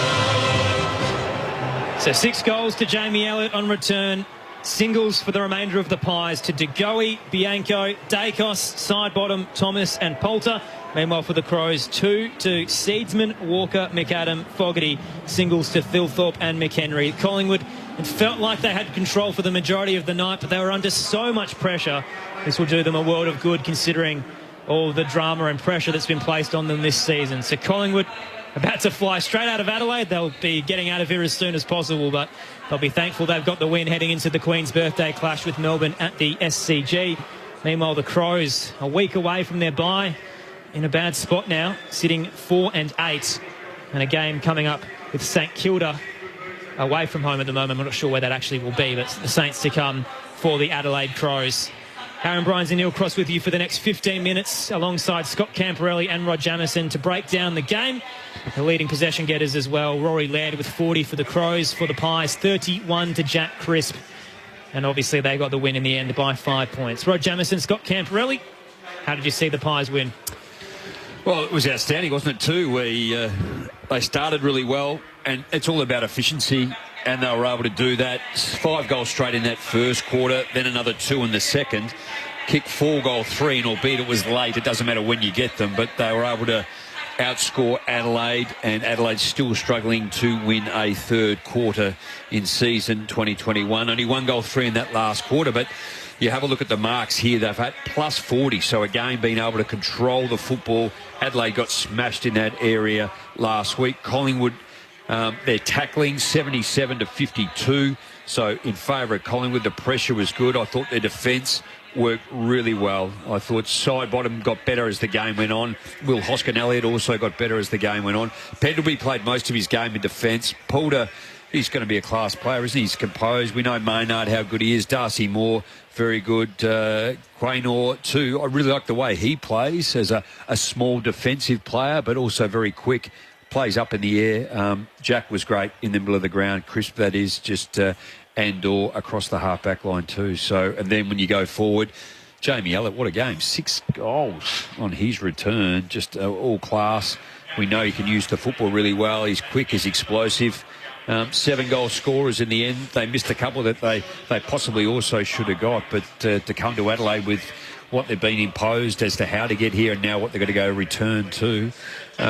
Coming in under man, Brodie Grundy. I almost thought Adelaide should win and win well tonight. That was a big out, as you know what sort of player he is. De Goey was quiet. He wasn't too bad. They had a number of players that really struggled up forward. They lost Sire early, so I thought it was a really good win by Collingwood. Contrary to what Adelaide, I thought they, all the stats will show, but it's not always about that. But they were just fumbly, didn't use it well. So many more handballs, 155 handballs to 202 kicks. So just that ratio there, I think it's just still too high from a handball. They just put each other under pressure all the time. They throw it around. They haven't been clean, and they haven't been able to get the football to go forward. So really disappointing from Adelaide tonight again, Campo. Yeah, and you look at, you just spoke about their disposal. I mean, they kicked at 64%, which is, I think the AFL average would be up around 70%, so they haven't actually kicked the ball that well. It's okay to handball, Jamo, but it's the handballs that are breaking through, that you got guys that are running forward at the game that causes overlap. At the moment, Adelaide's handballs, they flick it to, all they're doing is essentially passing on the pressure. And when you've got really good teams that actually put pressure on and turn it over in those really critical areas through the middle of the ground, you get punished because everyone's just standing still. There's no momentum with the handball, and Collingwood kicked 8 goals for. It's still the area of concern. It has been all year. It was one of the things we focused on at the start of the game, that they just can't defend turnover. That's going to be their work in progress for 2022. There was a lot of criticism on the text line tonight and throughout the past week about how the Pies were playing defensively, this ugly brand of football, but they got over the line tonight. Are you happy with what they're doing in terms of their system right now? Well, I'm not sure whether it's up to me to be happy or not, but I can certainly, now I've seen them live and having a bit more of a look, I can see why Nathan's done what he's done. He doesn't have key focal points up forward. We touched on it at half-time. He doesn't have Hawkins. He doesn't have Josh Kennedy. He doesn't have Jack Darling. He doesn't have those guys as key focal points as much as, you know, they might want to use Cox or they use Mychek's. I mean, Mychek's a third tall, and they're playing him as a tall. Now, they get 6 goals from Jamie Elliott, but he's a small forward that's chiming in. You can't expect Jamie Elliott to kick 6 goals every week. So, as we've touched on, they'll be really looking forward to the draft. They'll be looking forward to try and get some key forwards in. Obviously, that's why they had a good crack at Jeremy Cameron. He didn't get there. So they've had to try and adapt their game plan. And so from that point of view, I think that's smart coaching. As much as we're critical about Nathan Buckley and they're going lateral, they're actually trying to find a way moving forward. So having seen it live, is it sustainable? No, it's not. But at the moment, with what he's got, he's trying to generate forward opportunities and also to try and defend the ground. And that's what they've been able to do for a majority of the year. Dreamtime in the West coming up shortly in about 10 minutes' time at Perth Stadium with Clint Wilden, Ben Cameron, David Mundy and Sharad Wellingham. Earlier today, Sydney defeating St Kilda by 9 points, and the round started with Melbourne defeating Brisbane by 22 points. A massive statement win for the Pies, considering how undermanned they were. As he touched on, Campo, without really a key forward, with at least an experienced key forward. Brodie Grundy was a massive out for them, and realistically, it's been a dramatic season on and off the field, and they finally get the chocolates in what was a really demanding game in terms of how they got here and how they'll have to leave. So a big result for them. You look at the Crows, and it did feel like they were in it for most of the second half, but a similar situation to Jack Higgins earlier today for St Kilda. Taylor Walker, 2-6 for the evening. Missed opportunities really hurt them in that second quarter. They had a run of 5 behinds. In the third quarter, they had a run of 3, I think, as well. They just had plenty of chances at the back end. Even in the final quarter, they had their first 2 shots were behinds as well. They just didn't take advantage of the opportunities. Yeah, no, and I mean, Jamie Elliott at one end, he kicks 6 straight. Taylor Walker kicks 2-6. Now, to be fair, Taylor's been pretty accurate for most of the year, and, you know, everyone's entitled to have a down night at some stage, but the pleasing thing is he gave himself opportunities, which he'd be pleased with. Still had 22 disposals. 14 of those were contested, so you can't say that he didn't contribute. But he would be disappointed, knowing Taylor well. He'd be disappointed knowing that perhaps he was probably the difference in the game in front of goals, albeit that I don't think Adelaide played that well.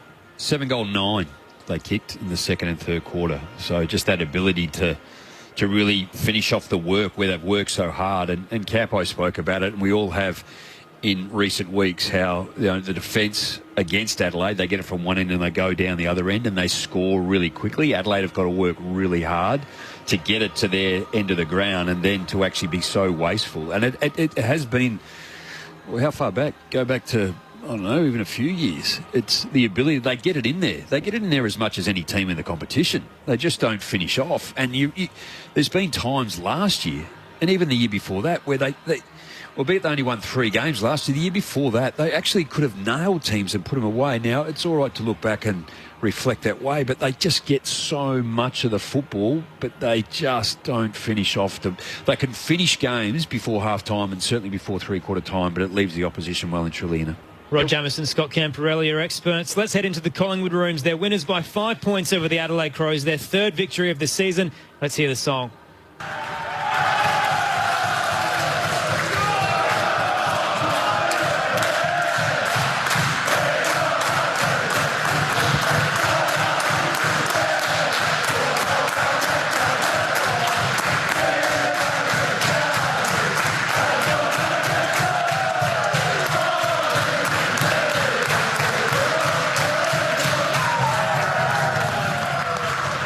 You can hear the energy in that song. It clearly meant a lot to them to win here at Adelaide, considering the circumstances they got here. Massive result for Collingwood. I think just the adversity, the year they've had. You know, we've spoken about it early part, and they've lost 3 games under 10 points, 2 under 1 point each. So to be able to come here and win like they had, so it was a great win. Dreamtime in the West coming up very shortly. No late changes there, so the medical subs for both sides. Patrick Ambrose for Essendon, Daniel Rioli for Richmond. So we'll be headed there very shortly. Arguably the game of the round, and now the game of 2 rounds in Sir Doug Nicholls' Indigenous round. It's going to be pretty exciting to see what kind of spectacle they put on at Perth Stadium with the light show that's available there. It's going to be something pretty magical. So we'll head there very shortly. You're 3-2-1 for this contest, though, gents? Well, it could, probably a number of Collingwood players missed out tonight, but I'm going to go 1 vote, Rory Laird. I think he, from an Adelaide perspective, 40 disposals, 16 contested, and just his clearance work, 7 inside 50s, and really sharp in and around the football. Jamie Elliott, I'm going to give 2 votes. You know, you could have gone Pendlebury, Maynard, Moore, Josh Dacos, Poulter. There could have been a number of other players, but Jamie Elliott with his 6 goals straight to be able to set up the game for Collingwood right from the outset. And 3 votes gone to Crisp, you know, with his overall game, 31, 9 marks, 11 contested. 9 handball received, 3 tackles, 3 clearances, 2 inside 50. So pretty much a complete game by Jack. So I think we know where Collingwood sit in the pecking order. They're obviously probably not going to make the 8, and they'll be around the mark and obviously push teams like Adelaide. But for the Crows, there was that possibility. They were in the 8 in the early stages of the year. They've been competitive for a lot of contests. The loss tonight really damages any sort of hope that they had to finish in the top 8. St Kilda next week is a winnable game, but they've got a couple of top 8 sides to come. Are you convinced, Campo, that maybe this year just isn't the year for them? They're still rebuilding? Oh, well, to be fair, I didn't think they'd make the 8 anyway. So I think what they have done is they've improved, no doubt about that. They've been in games for longer. They're getting games into their list, most importantly. And there's some continuity with the players and the game plan that they've been able to implement with Nixie. Obviously, it was a tough year last year, and with COVID and training and implementing his game style, they've been able to do that more consistently this year. So they've improved. I think they're probably around the mark, to be fair. You know, they're still in that sort of bottom 4 to bottom 5 in the competition, I feel, just with where they're at list-wise. But they've improved. But you know, I didn't definitely have them in there, you know, fighting, even though their early form would suggest that they were going okay. I still was worried that probably towards the back half of the year, how they're going to go with a younger list, fatigue, less rotations. Can they keep their good players playing well, like Taylor Walker and Rory Sloane, and can they get Talia back, which they sort of miss down back as well, as a bit of experience just to sort of help Jordan Butts, who I think's had an outstanding year. So I think they're probably still around the mark. The pleasing thing is they haven't been blown out in any game, to be quite honest. Yeah, it was GWS was, that just was their poor one, yeah. So out of their 12 games so far this year, you'd have to say that they've ticked majority of the boxes, and I think as a supporter you'd come to the game knowing what you're going to get now. On the text line, Rod from Rowsley says, in the last quarter you guys said Collingwood were just hanging on. In the first quarter you said they were playing ugly football. Now you're telling us they went okay. I don't get it. And he was amping up a lot through the final quarter as well about it. But I feel like we can stand by those statements. So Collingwood's ugly football is their defensive lateral game, and it's working for them tonight. Worked for them last week against Geelong. Even though they didn't score a lot, they stayed in the contest. In terms of just hanging on, the Crows had more inside 50s and had so much pressure in that final quarter, but could not convert. I'm not critical of the way they play. Again, I don't care whether you play ugly or whether you play good, fast football. A win's a win. A win is a win, and we touched on it. Nathan Buckley is playing to what's within the team's capability, and that's the way they're going to play now. When you don't win, you are going to get knocked heavily because you're not playing and it doesn't look like you're trying to go forward, but you're actually trying to work your way through and you're not going to give up the football to the opposition. So, I think whilst we're critical, try not to be too critical from the outside looking into it. I think they played in the manner in which they had to and they got the job done. And the game against Melbourne, Queen's birthday, are they a chance in that one, considering how good the D's look at the moment? Well, we were lucky enough to see them a couple of weeks ago and then watch them again last night. They have just got stars all around the ground. I think I was reading this morning they had 37 clearances and 3 players in Petrarca, Oliver and Harms had 23 of them. So it's easy to say shut those blokes down or shut one of them down, but it's just so much harder to do. Petrarca is in scintillating form. Jamo Campo, thanks as always for your help. To Neil Cross as well, to Paul Brokenshire, our tech, and to Craig Davis back in the studio. Here at the Adelaide Oval, it is Collingwood winners by 5 points over the Adelaide Crows, 12-6-78 to 10-13-73. So the Pies led by 23 at quarter time, just 6 at the half. Managed to get back a little bit of momentum, 13 at three-quarter time, and then a back-and-forth affair. Jamie Elliott standing up with that clutch goal in the back end, and 6 for the night carries Collingwood over the line to their third win of the season, 3-9. The Crows slumping to 4-8. Earlier today, Sydney defeating St Kilda by 9 points. Jake Lloyd had 27 touches. Will Hayward 3 goals. Jack Higgins 1 goal, 6 for the Saints, ultimately proving costly for them. Mason Wood had a hamstring injury. Jaron Geary with a wrist injury as well. Melbourne defeating Brisbane to start the round as well with 22 points. And boy, we've got a cracker coming up for you next at Perth Stadium. Dream time in the West. It's Essendon up against Richmond to conclude your Saturday afternoon of football. But here at the Adelaide Oval in round 12, Collingwood winners by 5 points over the Adelaide Crows. Thanks for your company and join us next at Perth Stadium. It's Dream time in the West.